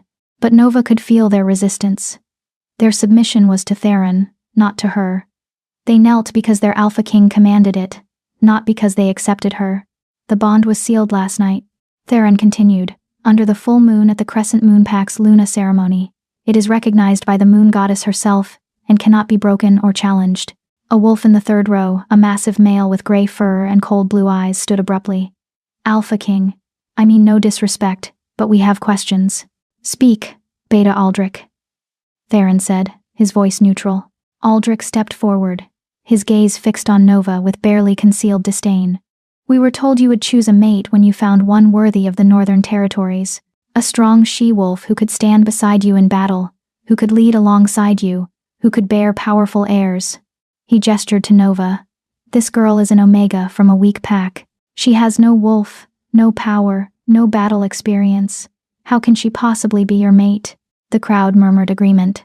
Nova felt her cheeks burn with humiliation. Everything Aldrich said was true or had been true until last night. But how could she explain about the chains, about her wolf finally waking, about any of it? Are you questioning my judgment, Beta Aldrich? Theron's voice went dangerously soft. I'm questioning the wisdom of bonding with someone so clearly beneath. Careful, The single word carried enough threat to make Aldrich stop mid-sentence. "You're very close to insulting my mate. And insulting my mate is insulting me. I simply want to understand," Aldrich said, but his tone was challenging. "Show us. Let her shift. Let us see her wolf. Prove to us that she's worthy of standing beside the Alpha King." The crowd's murmuring grew louder, more insistent. They wanted proof. They wanted to see that Nova was more than she appeared. "She cannot shift yet," Theron said flatly. "Her wolf is newly awakened, and still integrating. Forcing a shift now would be dangerous." "Convenient," someone muttered. "Or perhaps there is no wolf," Aldrich pressed. "Perhaps the Alpha King has been deceived." "Enough," Nova's voice rang out before she could stop herself. The anger that had been building finally boiled over. "You want proof? You want to see if I'm worthy?" Theron's hand tightened on hers in warning, but Nova pulled away, stepping forward to face Aldrich directly. "I am Nova Blackfang," she said, her voice carrying across the silent hall. "And you're right, I was an Omega. I was the weakest member of my pack, the one everyone mocked and abused. I wore silver chains for 5 years that suppressed my wolf and kept me powerless." She held up her wrists, showing the faint red marks. "But last night, I broke those chains. Last night, my wolf woke for the first time in 19 years. And yes, she's still weak. Yes, I'm still learning, but I am not nothing." She met Aldrich's cold gaze. "I survived 19 years of cruelty and rejection. I made a choice to save myself when no one else would. And I bonded with your Alpha King through my own desperate courage, not through politics or power plays." The hall was absolutely silent now. "So you can question my strength," Nova continued. "You can doubt my worth. You can think I'm beneath the Northern Territories. But don't you dare suggest that I deceived anyone. I chose this bond. I claimed the Alpha King when I thought he was a beggar, which means I saw worth where everyone else saw nothing. Maybe that's exactly the kind of Luna you need, one who looks deeper than surface power." She turned back to Theron, her heart hammering. She'd just challenged a beta in front of the entire pack. She'd just made a speech that was either incredibly brave or incredibly stupid. Theron was staring at her with an expression she couldn't read. Then, slowly, a smile spread across his face, not the polite smile he'd worn before, but something genuine and almost proud. "There," he said softly. So only she could hear. "Now they see it." He raised his voice to the crowd. "My mate has spoken. And she's right, she is exactly what this pack needs. Someone who doesn't rely on inherited power or political connections. Someone who survives through courage and wit and sheer stubborn determination." His eyes swept over the assembled wolves. "Anyone else have questions?" The silence stretched. Then Kale stepped forward, and to Nova's surprise, he smiled. "Welcome to the Northern Territories, Luna Nova. May your reign be long and your enemies short-lived." Lissa followed, dropping to one knee again, but this time, the gesture felt different, more genuine. "I pledge my sword and my loyalty, Luna Nova." One by one, wolves throughout the hall began to kneel again. Not all of them. Aldrich remained standing, his expression dark but more than before. And this time, Nova felt the difference. This time, some of them were kneeling for her, not just for Theron. "The presentation is complete," Theron announced. "Tonight, we feast to celebrate the bonding. Until then, return to your duties. And remember, Luna Nova is under my protection. Anyone who threatens or insults her will answer to me personally." The crowd began to disperse, wolves filing out of the great hall in organized groups. Nova stood frozen on the platform, trying to process what had just happened. "That," Theron said quietly, "was either the bravest or most reckless thing you've ever done." "I'm not sure which," Nova admitted. "Both, probably." He studied her face. "You didn't need to defend yourself. I would have handled Aldrich. I know.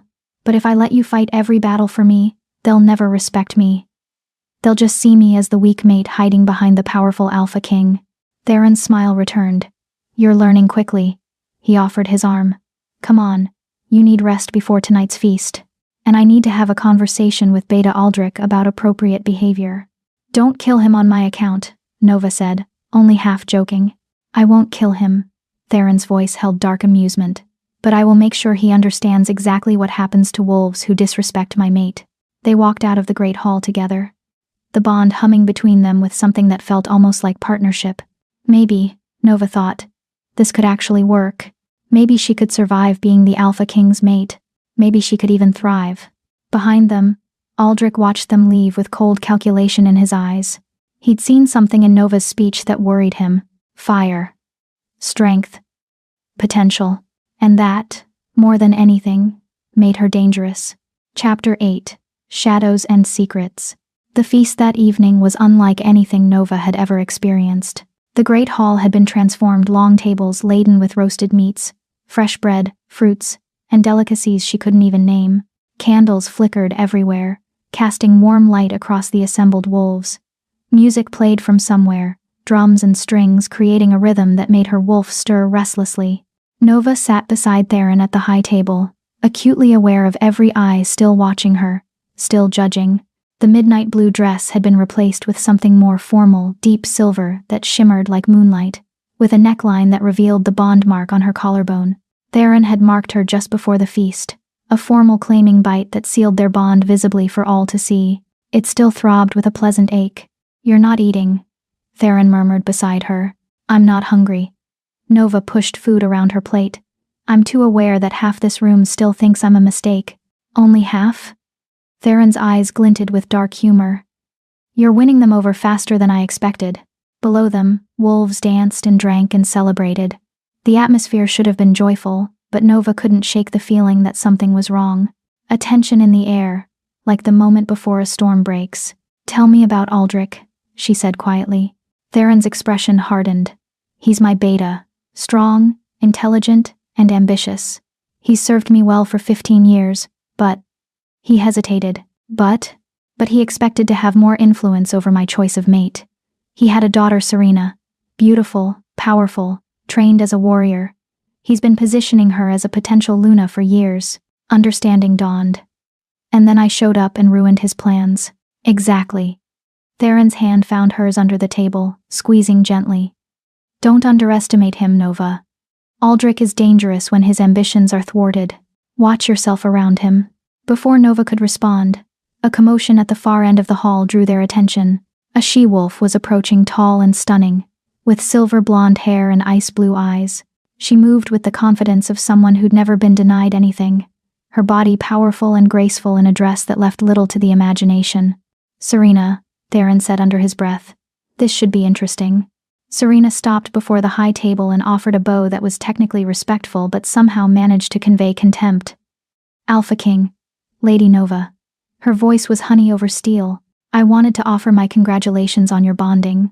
"Thank you, Serena," Theron said neutrally. Serena's gaze fixed on Nova, assessing her the way a predator assesses prey. "I must admit, I'm curious. What did you do to capture the Alpha King's attention? There must be some special quality we're all missing." The insult was veiled but clear. Nova felt her temper rise, but Theron's hand tightened on hers in warning. "I didn't do anything," Nova said calmly. "The bond chose us. That's how mate bonds work. They're not about strategy or manipulation. They're about recognition." "Recognition," Serena repeated, her smile sharp. "How romantic. Though I wonder what the Alpha King recognized in an Omega who can't even shift." "Serena," Theron's voice carried a clear warning. "You're very close to insulting my mate. I would never." "Alpha King." Serena's expression remained innocent. "I'm simply expressing concern. The Northern Territories face many threats. We need a Luna who can fight, who can lead warriors into battle, who can falk to place, who can survive 19 years of abuse, and still have the courage to rewrite her own fate." Theron interrupted. "Who can see worth where others see nothing? Who can challenge a beta in front of 300 wolves without flinching?" His amber eyes burned. "I know exactly what kind of Luna I need, Serena. And I found her." Serena's composure cracked for just a moment, fury flashing across her face. Then she smoothed it away, bowing again. "Of course, Alpha King. Forgive my concern. I only want what's best for our territories." She left, but not before shooting Nova a look of pure hatred. "That was a declaration of war," Kale said from Theron's other side. He'd been so quiet Nova had almost forgotten he was there. "Serena doesn't lose gracefully. Then she'll need to learn," Theron said flatly. "Nova is my mate. That's not negotiable. The question is," Lissa leaned forward from her seat, "what will Serena and Aldrich do about it? They've been planning for years. They won't give up easily." Let them try, Theron said. They'll discover that I don't respond well to threats. Nova felt a chill run down her spine. She'd escaped one dangerous situation only to land in another, this time involving political intrigue and powerful wolves who saw her as an obstacle to be removed. We're stronger than they think, her wolf growled in her mind. Are we? Nova thought back. We will be. The feast continued.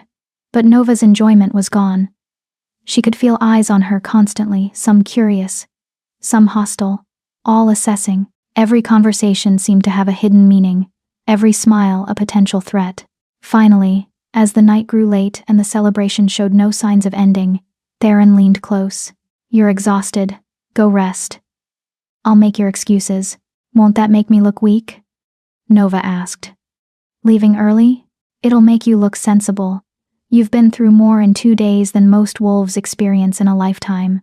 No one will fault you for needing rest. He stood, drawing the hall's attention. My mate is retiring for the evening. The celebration will continue, but I expect everyone to show proper respect. It wasn't a request. Lissa appeared at Nova's side immediately. I'll escort you, Luna. They left the great hall together, the noise of the feast fading behind them. The castle's corridors were quieter at night, lit by torches that cast dancing shadows on stone walls. That went better than I expected, Lissa said as they walked. Really? Because it felt like half the pack wants me dead. Only a quarter, actually. Lissa's tone was matter of fact. The rest are waiting to see what you do. You surprised them today with your speech. They expected a timid Omega. You gave them fire instead. I was terrified. Courage isn't the absence of fear. It's acting despite it. Lissa stopped outside the Queen's suite. A word of advice, Luna. Don't trust Serena or her father. They're dangerous. And they have allies throughout the pack. Watch your back. That's the second time today someone's warned me about them. Then take the warning seriously. Lissa's green eyes were intense. The northern territories may seem peaceful, but there are always wolves plotting in the shadows. You're a threat to Aldrich's ambitions, which makes you a target. Be careful. She left before Nova could respond. Nova entered her suite, exhaustion finally crashing over her. Iris had left fresh nightclothes and turned down the bed. The fire crackled warmly in the hearth, but sleep wouldn't come. Nova stood at the window, staring out at the moonlit forest, her mind racing. 2 days ago, she'd been scrubbing floors and wearing chains. Now she was a Luna queen with enemies she didn't fully understand, and a mate bond she hadn't asked for. The bond pulsed, and she felt Theron's presence, even though he was still in the Great Hall. She could sense his power, his focus, the way he commanded the room effortlessly. What have I gotten myself into? She thought. A soft knock interrupted her thoughts. Lady Nova? A male voice, unfamiliar. I have a message from the Alpha King. Nova opened the door to find a young wolf she didn't recognize, sandy hair, nervous eyes, wearing the colors of the household staff. What message? She asked. The Alpha King requests your presence in his study. He says it's urgent, something you need to see. Nova hesitated. It was late, and something about this felt off. Why didn't he tell me himself before I left? It just arrived, Luna. A report from the border. He said you should come immediately. The bond should have let her sense if Theron needed her, but she was still learning how it worked. Maybe she'd missed something. All right, she said. Lead the way. The young wolf led her through corridors she hadn't seen before, deeper into the castle. The torches were spaced farther apart here, the shadows thicker. Where exactly is the study? Nova asked as they turned down another unfamiliar hallway. Just ahead, Luna. Through that door. He pointed to a heavy wooden door at the corridor's end. Something about it made Nova's skin prickle with unease. Don't, her wolf suddenly warned. Danger. Nova stopped walking. Actually, I should check with the Alpha King through the bond first. The young wolf's friendly expression vanished. Too late for that. He lunged. Nova barely dodged, her newly awakened instincts screaming warnings. The wolf's claws raked across her arm, drawing blood. Pain exploded through her, but adrenaline kicked in immediately. Help, she screamed. Someone help. No one can hear you down here, the wolf snarled, circling. These corridors are spelled for silence. By the time anyone realizes you're missing, it'll be too late. Shift, her wolf commanded. I can't, Nova thought frantically. I don't know how. Then learn. The attacker lunged again. Nova threw herself sideways, crashing into the stone wall. Her vision blurred with pain and fear, but underneath the fear, something else was rising. Power, heat, her wolf surging upward with desperate strength. "Let me out," her wolf roared. "Let me protect us." Nova felt her bones begin to crack and shift. Agony ripped through her body as her wolf tried to force an emergence she wasn't ready for. The attacker saw what was happening and laughed. "First shift in the middle of an attack? You'll tear yourself apart before you complete it.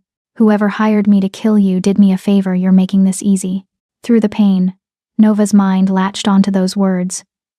Hired. Someone had paid this wolf to kill her. Serena? Aldrich? Did it matter? She was going to die either way if she couldn't. The door at the end of the corridor exploded inward. Theron stood in the wreckage, and the power radiating from him was apocalyptic. His eyes glowed pure gold, his body vibrating with barely controlled rage. "Get away from my mate." Each word hit like a physical blow. The attacker stumbled backward, terror replacing his confidence. "Alpha King, she was. I can smell her blood." Theron's voice was barely human. "You hurt her. I was hired. Someone paid me. I'll tell you who." He never finished the sentence. Theron moved faster than Nova's eyes could follow. One moment he was across the corridor. The next, his hand was around the attacker's throat, lifting him off the ground. "You hurt my mate," Theron repeated softly. "There is no price, no threat, no force in this world that makes that forgivable." The attacker's neck snapped with a sound like breaking branches. Theron dropped the body and was at Nova's side immediately, his hands gentle despite the violence he'd just committed. "Are you hurt?" "Let me see." "My arm," Nova gasped. The partial shift had stopped, her bones settling back into human form, but the pain was still intense. "He clawed me. And Theron? He said someone hired him." "I know." Theron's face was grim as he examined her wound. "I felt your fear through the bond. Someone tried to trap you in spelled corridors where I couldn't sense you properly." His hands glowed with soft, golden light as he touched her injury, and Nova felt the pain begin to ease. "Basic healing. It'll hold until we get you to our proper healers." Footsteps pounded toward them. Kale, Lissa, and a dozen guards appearing from multiple directions. "Luna Nova." Lissa's eyes widened at the blood. "What happened?" "Someone tried to assassinate my mate on her second night in this castle," Theron said, his voice deadly calm. "Take that body to the dungeons. I want to know everything about him, who his family is, who his friends are, every conversation he's had in the last month. Someone hired him, and I will find out who." "Alpha King," Kale said carefully. "The implications." "I know the implications." Theron lifted Nova effortlessly into his arms. "Someone in my own pack just tried to murder the Luna Queen, which means we have a traitor." His eyes swept over his guards. "Lock down the castle. No one enters or leaves until we find out who ordered this." He carried Nova through the corridors, moving with the fluid grace of a predator despite her weight in his arms. She could feel his fury through the bond, cold, controlled, absolutely lethal. "I should have been more careful," Nova whispered. "I should have known it was a trap." "You're 2 days into being a Luna," Theron said. "You're still learning. This isn't your fault, it's the fault of whoever sent that assassin." His arms tightened around her. "And I promise you, Nova, they will pay. I will make them beg for death before I'm done." The cold certainty in his voice should have frightened her. Instead, it made her feel protected. Safe. Like maybe, despite everything, she'd found someone who would actually fight for her instead of abandoning her when things got difficult. The bond hummed between them, and for the first time, Nova wondered if it wasn't a cage after all. Maybe it was armor. Chapter 9. Broken Trust. The healing chambers were bathed in soft amber light from dozens of candles infused with medicinal herbs. Nova sat on a padded table while an elderly she-wolf named Mara examined her injuries with gentle, practiced hands. "The wound is clean," Mara said, her voice weathered but kind. "No poison. Thank the moon goddess. Alpha King, your healing took care of the worst of it. I'll just apply a salve to speed the recovery and prevent scarring." Theron stood against the wall, arms crossed, watching Nova with an intensity that made her feel simultaneously protected and exposed. The fury that had radiated from him earlier had banked to a simmer, but she could still feel it through the bond, a cold, calculating rage that promised retribution. How is she otherwise? Theron asked. Mara's hands paused. She looked at Nova with knowing eyes. You tried to shift during the attack. It wasn't a question. My wolf wanted to protect us, Nova said quietly. I didn't know how to control it. And you nearly tore yourself apart in the process. Mara's tone was matter of fact, not accusatory. Your wolf is strong, Luna, stronger than you realize. But strength without control is dangerous. You need training before you attempt a full shift, or next time you might not survive it. I'll personally oversee her training, Theron said immediately. Starting tomorrow. Not tomorrow. Mara corrected, her authority clear despite speaking to an alpha king. She needs rest, the day after perhaps. And gentle training coaxing the wolf out, not forcing it. Theron nodded, accepting the healer's wisdom. Mara finished applying the salve, and wrapped Nova's arm in soft bandages. There. You'll be sore for a few days, but you'll heal. You're tougher than you look, Luna Nova.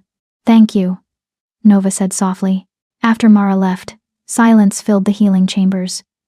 Theron remained against the wall, his amber eyes fixed on Nova with an expression she couldn't quite read. Say it, Nova finally said. Whatever you're thinking, just say it. I failed you. The words surprised her. What? No. You saved me. I failed you before that. Theron pushed off the wall, moving closer. You've been in my territory for less than 2 days, and someone already tried to kill you. That means I didn't secure your safety properly. I didn't anticipate how quickly my enemies would move. Your enemies? Or mine? They're the same now. Theron's jaw tightened. The bond makes it so. Anyone who wants to hurt me knows the fastest way is through you. And I... He stopped, something vulnerable flickering across his features. I should have protected you better. Nova slid off the table, wincing slightly at the pull of her injured arm. Theron, you can't guard me every second, and I don't want you to. I'm not some fragile thing that needs constant protection. You almost died tonight, but I didn't. She stepped closer to him, close enough to feel the heat radiating from his body. I survived. My wolf tried to protect me, and yes, I made mistakes. I trusted too easily. I walked into a trap, but I learned from it. That's how I get stronger. Theron's hand came up to cup her face, his thumb brushing across her cheekbone. The gentleness of the gesture contrasted sharply with the violence she'd seen him capable of. You're remarkable, he said quietly. Most wolves in your position would be demanding I send you back to your old pack, bond or no bond. Instead, you're talking about getting stronger. I can't go back. Nova's voice was firm. There's nothing for me there except chains and cruelty. Here. At least, I have a chance to be something more. Even with assassins trying to kill you? Even then. She managed a small smile. Though I wouldn't mind knowing who hired that wolf to attack me. Theron's expression darkened. Kale is interrogating the body's family and associates now. We'll have answers by morning.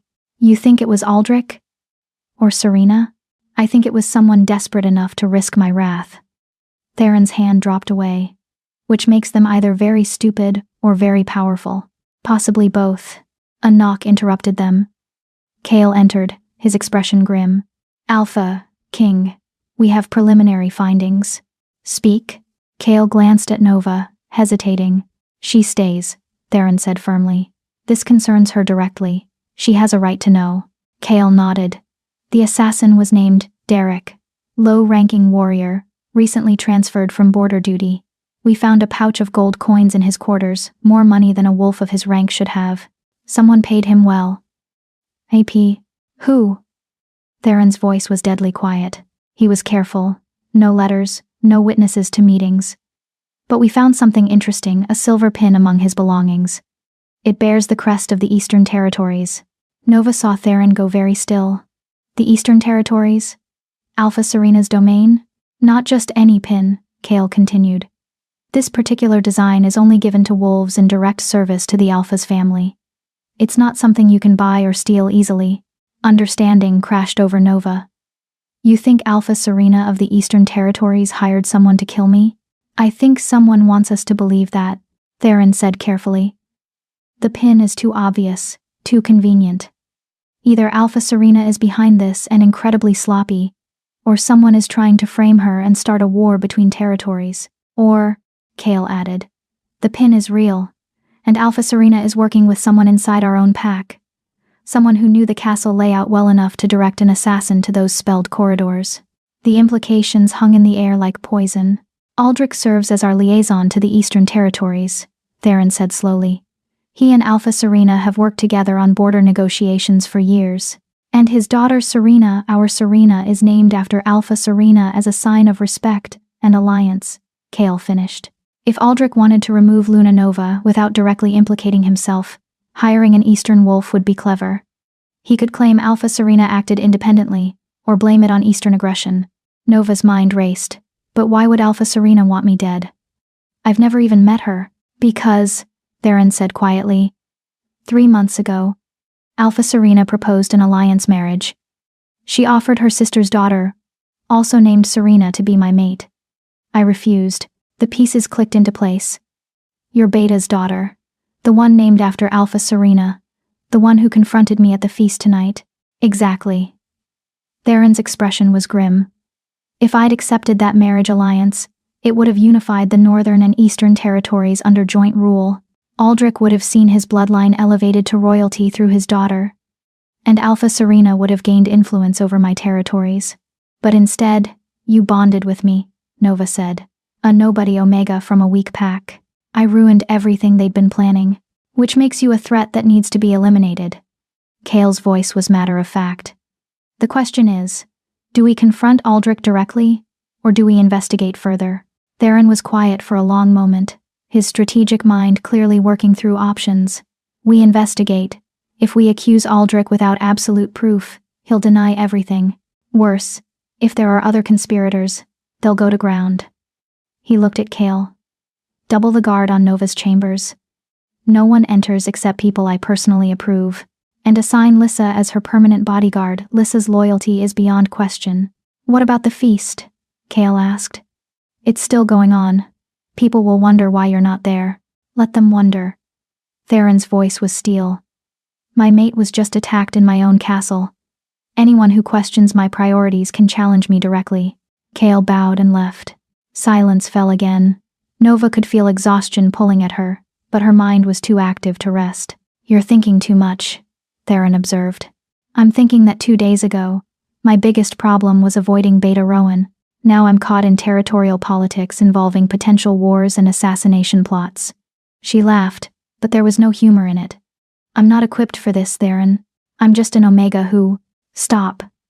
Theron's hands gripped her shoulders gently. Stop calling yourself just an Omega. You're my mate. You're a Luna Queen. And yes, you're new to this world. But you're learning fast. Tonight proved that. Tonight proved I'm naive and trusting. Tonight proved you're brave enough to answer what you thought was a summons from your mate, even though you were exhausted and wary. His amber eyes held hers. That's not naivety, Nova. That's loyalty. And in a world full of wolves playing political games, loyalty is more valuable than cunning. The sincerity in his voice made something in Nova's chest tighten. Why do you believe in me so much? She whispered.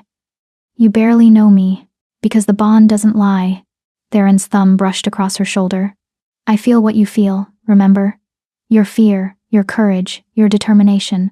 I felt you trying to protect yourself tonight, even though you were terrified. I felt your wolf rising to defend you, even though it meant pain.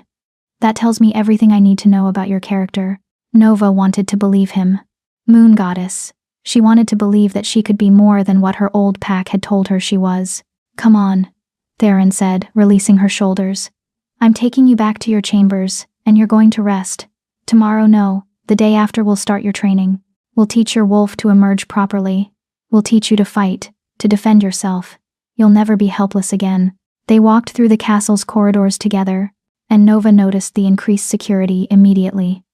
Guards at every intersection, their eyes sharp and watchful. Wolves she didn't recognize patrolling the hallways.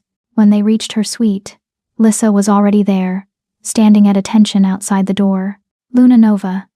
Lissa greeted her with a respectful nod. Alpha King. I've checked the rooms thoroughly. All windows are secured. And I'll be stationed outside all night. Thank you, Commander, Theron said. Then, to Nova. Sleep. I'll be in my own chambers if you need me through the bond. Just call out mentally, and I'll hear you. Nova nodded, suddenly too tired to argue or question, but before entering her suite, she turned back. Theron, thank you for saving me tonight. His expression softened. Always, Nova. I will always come for you. She believed him. That should have terrified her, relying on someone, trusting someone after years of betrayal. Instead, it felt like coming home. Nova slept fitfully, her dreams haunted by claws and shadows. She woke several times, her wolf restless and agitated, the bond with Theron humming with his own sleeplessness. He's worried, her wolf observed. About us. He should be worried about finding the traitor. Nova thought back. We're the same thing. Protecting us means protecting his rule. It was a cynical observation, but probably accurate. Nova had no illusions that Theron loved her. The bond was new, barely 2 days old. He valued her because the moon goddess had chosen her as his mate. Because prophecy had marked her as important. But was that enough to build a relationship on? Did it matter if it wasn't? She was bound to him either way. Morning came slowly, gray light filtering through the windows. Nova rose, dressed in simple training clothes that Iris had left out, and tried not to wince every time her injured arm moved. Lissa knocked precisely at dawn. Luna Nova. The Alpha King requests your presence for breakfast. Private dining room, not the Great Hall. Relief flooded through Nova. She wasn't ready to face the entire pack again yet. The private dining room was smaller, more intimate, with windows overlooking the forest. Theron was already there, along with Kyle and a she-wolf. Nova didn't recognize Tall, with dark skin and intelligent brown eyes. Nova. Theron gestured to the seat beside him. This is Maya, my lead investigator. She has news. Maya bowed respectfully. Luna Nova. I've been investigating the attack last night. We've traced Derek's movements over the past month. And? Nova asked, sitting carefully. 3 weeks ago, Derek received a letter requesting he meet someone at a tavern in the neutral zone. He went alone. The tavern owner remembers him meeting with a hooded figure, couldn't identify them, but said they spoke for nearly an hour. The Eastern pin? Theron prompted. Planted, Maya said confidently. We found the merchant who sold it, a traveling trader who had no idea what it was. He sold it to Derek 2 days ago for a handful of copper.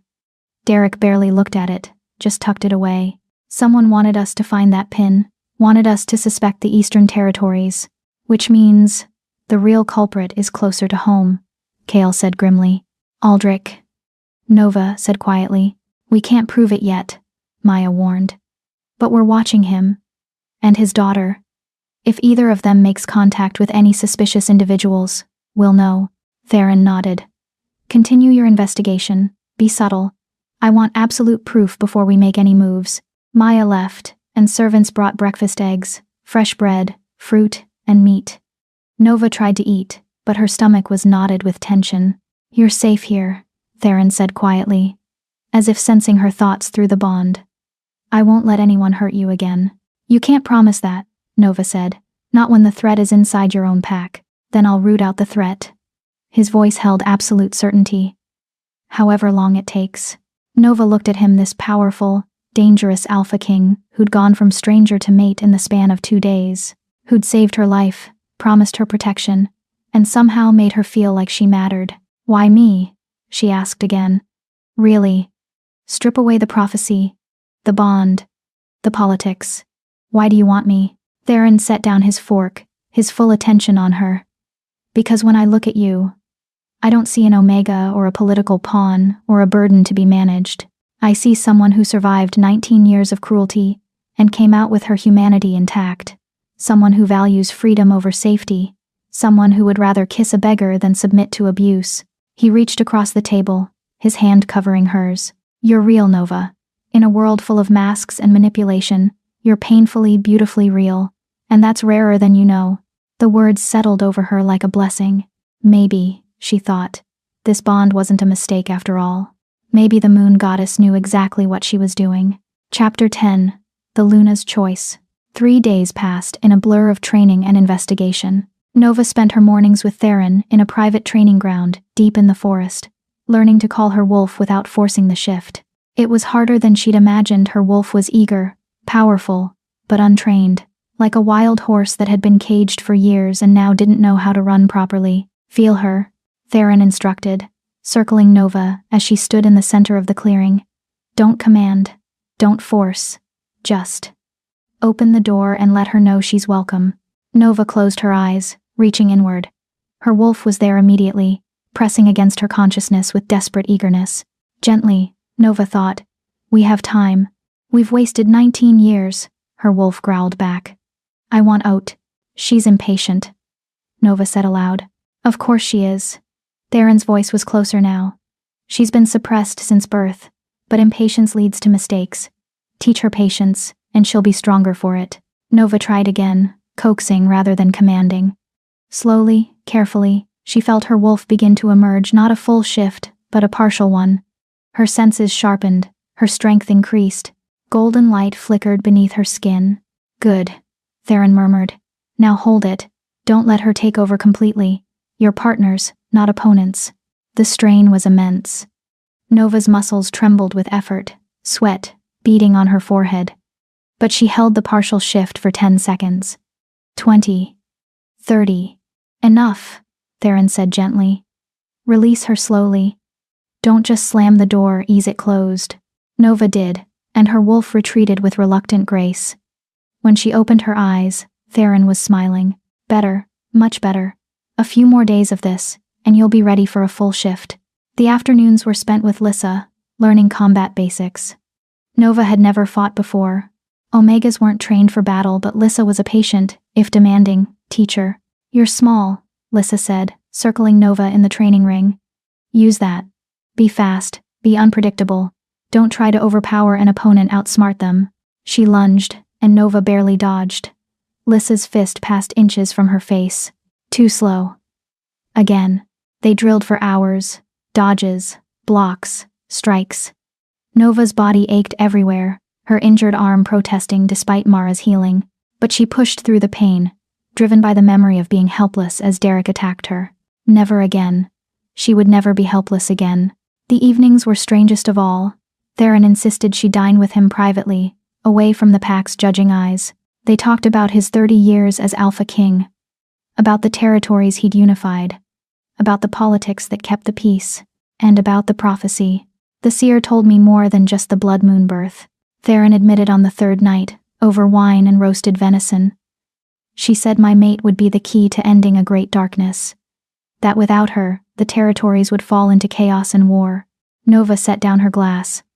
What darkness? I don't know. Prophecies are notoriously vague. Theron's expression was troubled. But something is coming. I've felt it for months, a tension in the territories, old rivalries resurfacing, peace agreements fraying at the edges. I've been holding everything together through force and fear, but that's not sustainable. And you think I'm supposed to fix that? Nova's laugh was bitter. I'm barely learning to control my wolf. How am I supposed to prevent wars? Maybe not through strength, Theron said thoughtfully. Maybe through something else. The seer said you would see worth, where others see nothing, and in that recognition, unite what was broken. He met her eyes. You saw worth in a beggar. What else might you see that the rest of us miss? The question lingered between them, unanswered. That night, as Nova prepared for bed, the bond suddenly flared with urgency. Nova, Theron's voice came through clearly. Come to my study. Now, we have a problem. She threw on a robe and found Lissa already at her door. The Alpha King called you? Yes. What's wrong? I don't know. But his power just spiked. Everyone in the castle felt it. Lissa's hand rested on her sword. Stay close to me. They hurried through corridors lit by emergency torches. Guards were everywhere, their expressions tense. Something had happened, something big. Theron's study was on the castle's top floor, in one of the towers. When they arrived, they found Kale, Maya, and several other high-ranking wolves already gathered. And in the center of the room, restrained by 2 guards, was Serena. Her beautiful face was bruised and bloodied, her dress torn, but her ice-blue eyes blazed with defiant fury. What happened? Nova asked. We caught her, Maya said grimly. She was in the castle's lower levels, trying to access the spelled corridors where you were attacked. She had a key one that's only held by 3 people. The Alpha King, Commander Lissa, and Beta Aldrich. Nova's blood ran cold. Where is Aldrich?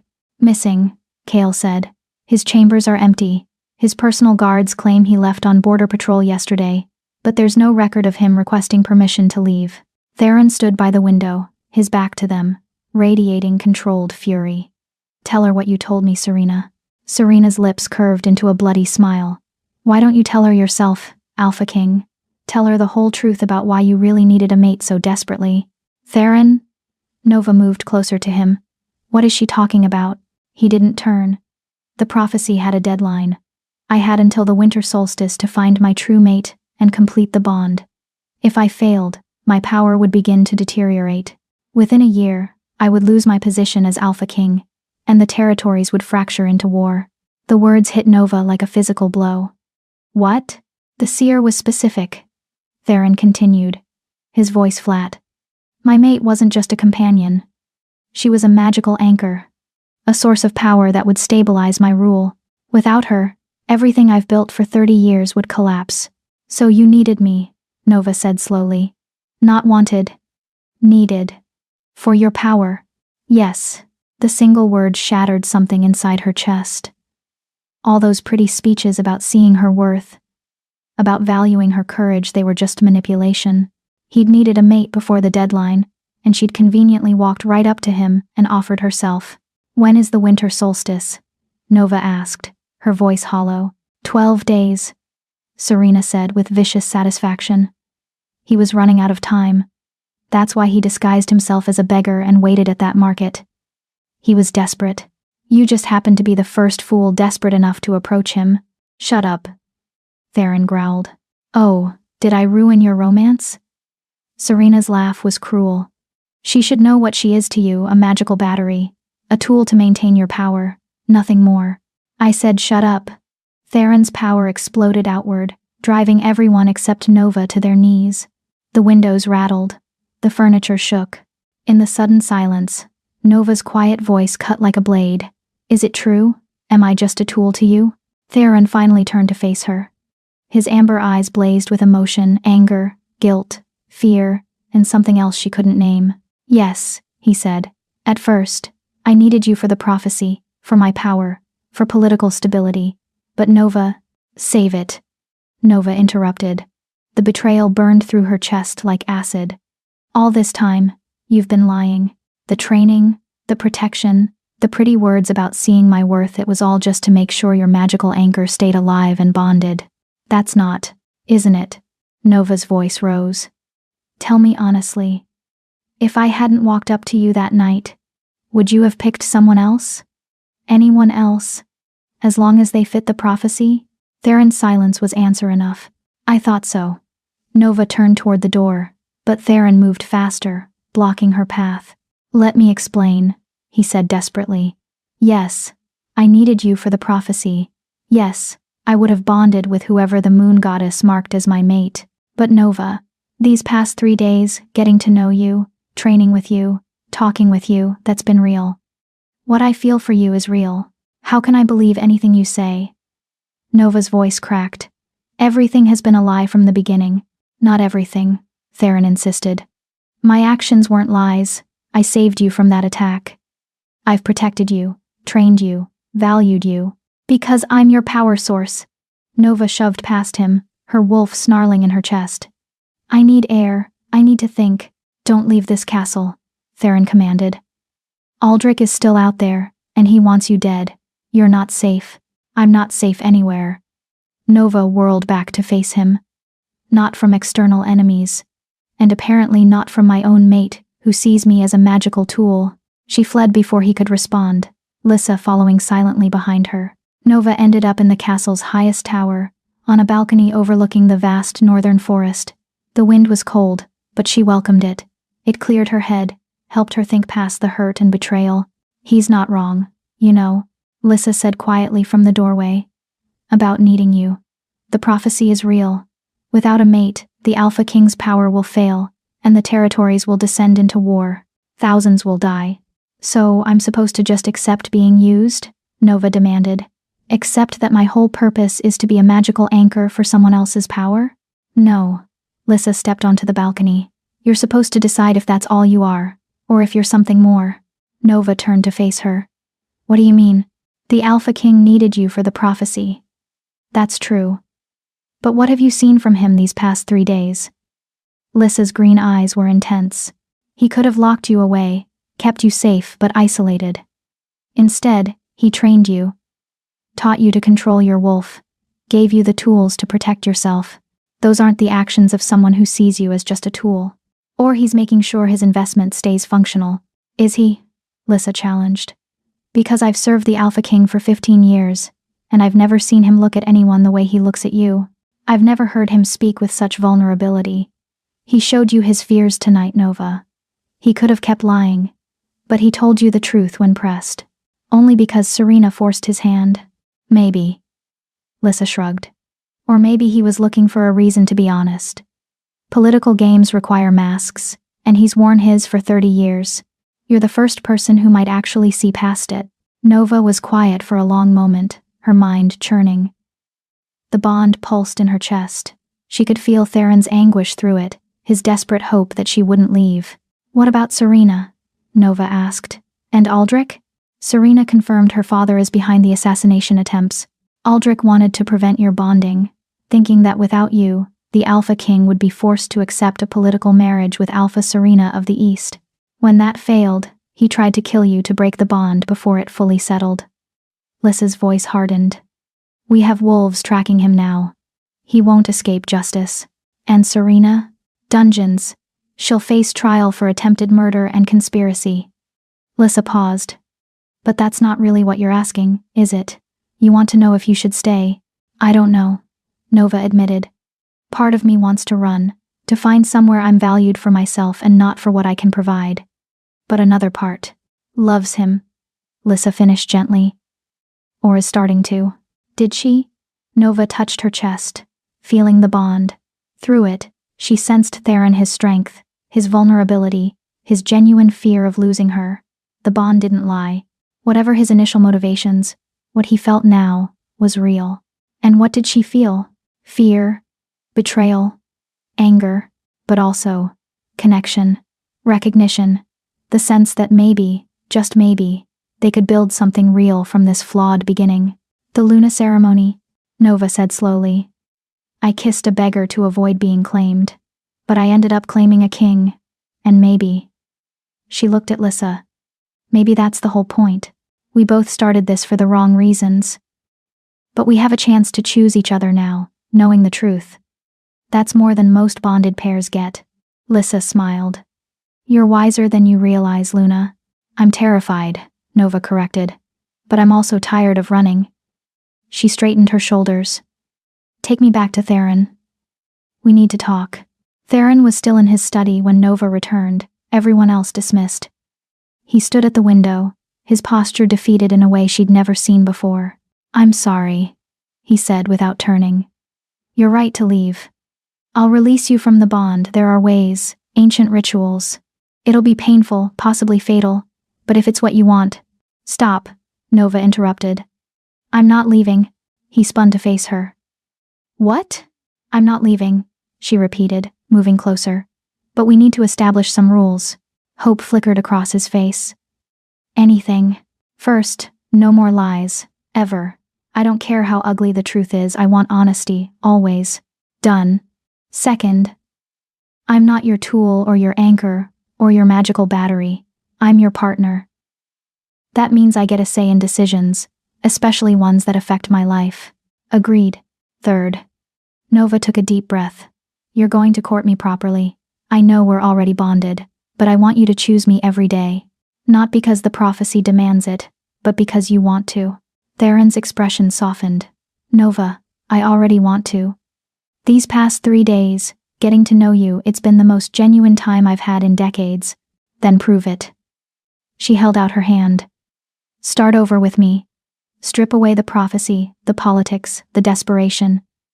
Just be Theron, and let me be Nova. And we'll see if we can build something real. He took her hand, his grip warm and strong. I can do that. His smile was tentative. Though I should warn you, I'm terrible at courting. 30 years of being an Alpha King hasn't left much time for romance. Good thing I'm terrible at being courted, Nova said. We'll figure it out together. The bond flared between them, warm and golden and right. This time, it didn't feel like a cage or a burden. It felt like possibility. Aldrich will still come for you, Theron warned. As long as he's free, you're in danger. Then we'll face him together. Nova's wolf stirred in agreement. I'm done being helpless. I'm done hiding.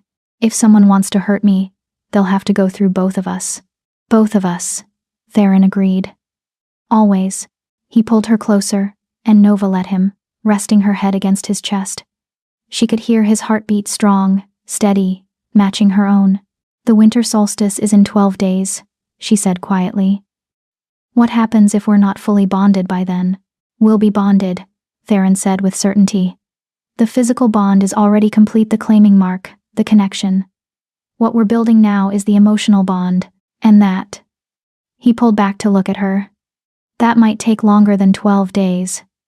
But it'll be worth the wait. And your power will stabilize either way.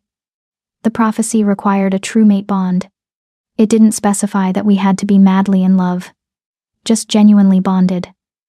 We have that. He smiled. Everything else is just extra. Good extra, Nova clarified. The best extra, Theron agreed. A commotion in the corridor interrupted them. Cale burst in, his expression triumphant. We found Aldrich. He was attempting to cross into the Eastern Territories, but our border patrol caught him. He's in custody, along with 3 of his co-conspirators. Relief flooded through Nova. He's really caught? He's really caught, Cale confirmed. And he's already confessing everything: how he planned to kill Luna Nova, how he conspired with certain factions in the Eastern Territories who wanted to prevent the Alpha King from stabilizing his power, how he intended to force a political marriage instead. Bring him to trial tomorrow, Theron ordered. Public trial, so everyone sees justice served. And send word to Alpha Serena of the East. I want her to know that her conspirators have been caught. Cale bowed and left. Silence fell again, but this time it was comfortable. Peaceful. So, Theron said, a hint of mischief in his eyes. Since we're starting over and courting properly, does that mean I should ask permission before I kiss you? Nova pretended to think about it. Probably. Just to be proper. Luna Nova Blackfang, Theron said formally, though his eyes sparkled with humor. May I have permission to kiss you? That depends, Nova said. Are you kissing me because the bond demands it? Or because you want to? Because I desperately want to, Theron said honestly. Because you're brave and fierce, and absolutely remarkable. Because when you stood up to Aldrich in front of the entire pack, I realized I'd never met anyone quite like you. Because, Nova kissed him, cutting off his words. This kiss was different from the Luna ceremony.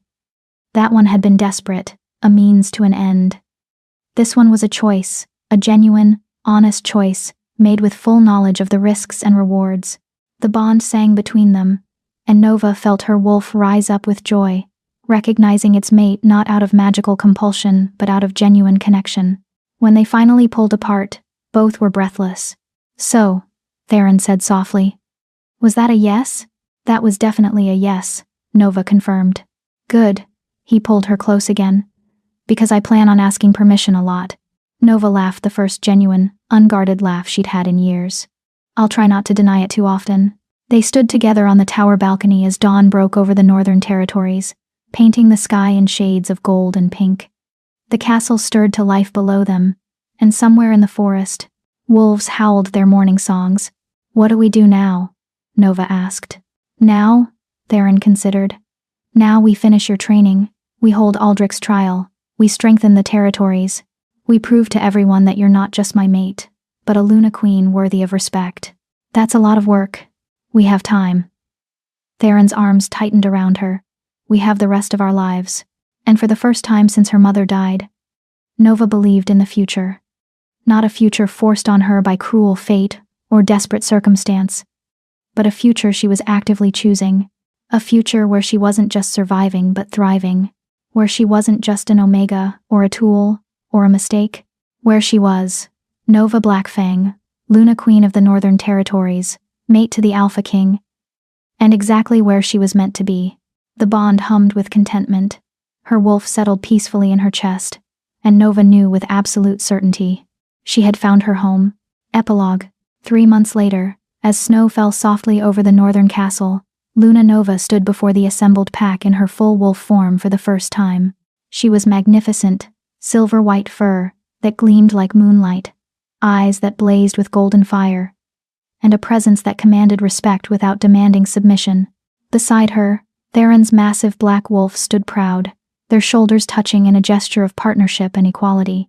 The pack howled their approval, acknowledging not just their alpha king, but their Luna queen. And Nova, who'd spent 19 years believing she was broken, finally understood the truth. She had never been broken.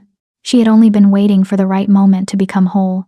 Thank you for joining Nova on her journey from an unwanted Omega to a powerful Luna queen. If this story reminded you that worth isn't given, it's recognized, please subscribe. Your support allows me to continue creating stories where the undervalued discover their true strength, where desperate choices lead to extraordinary transformations, and where love isn't about perfection, but about choosing each other, flaws and all. Subscribe, and become part of a community that believes everyone deserves their moment to shine.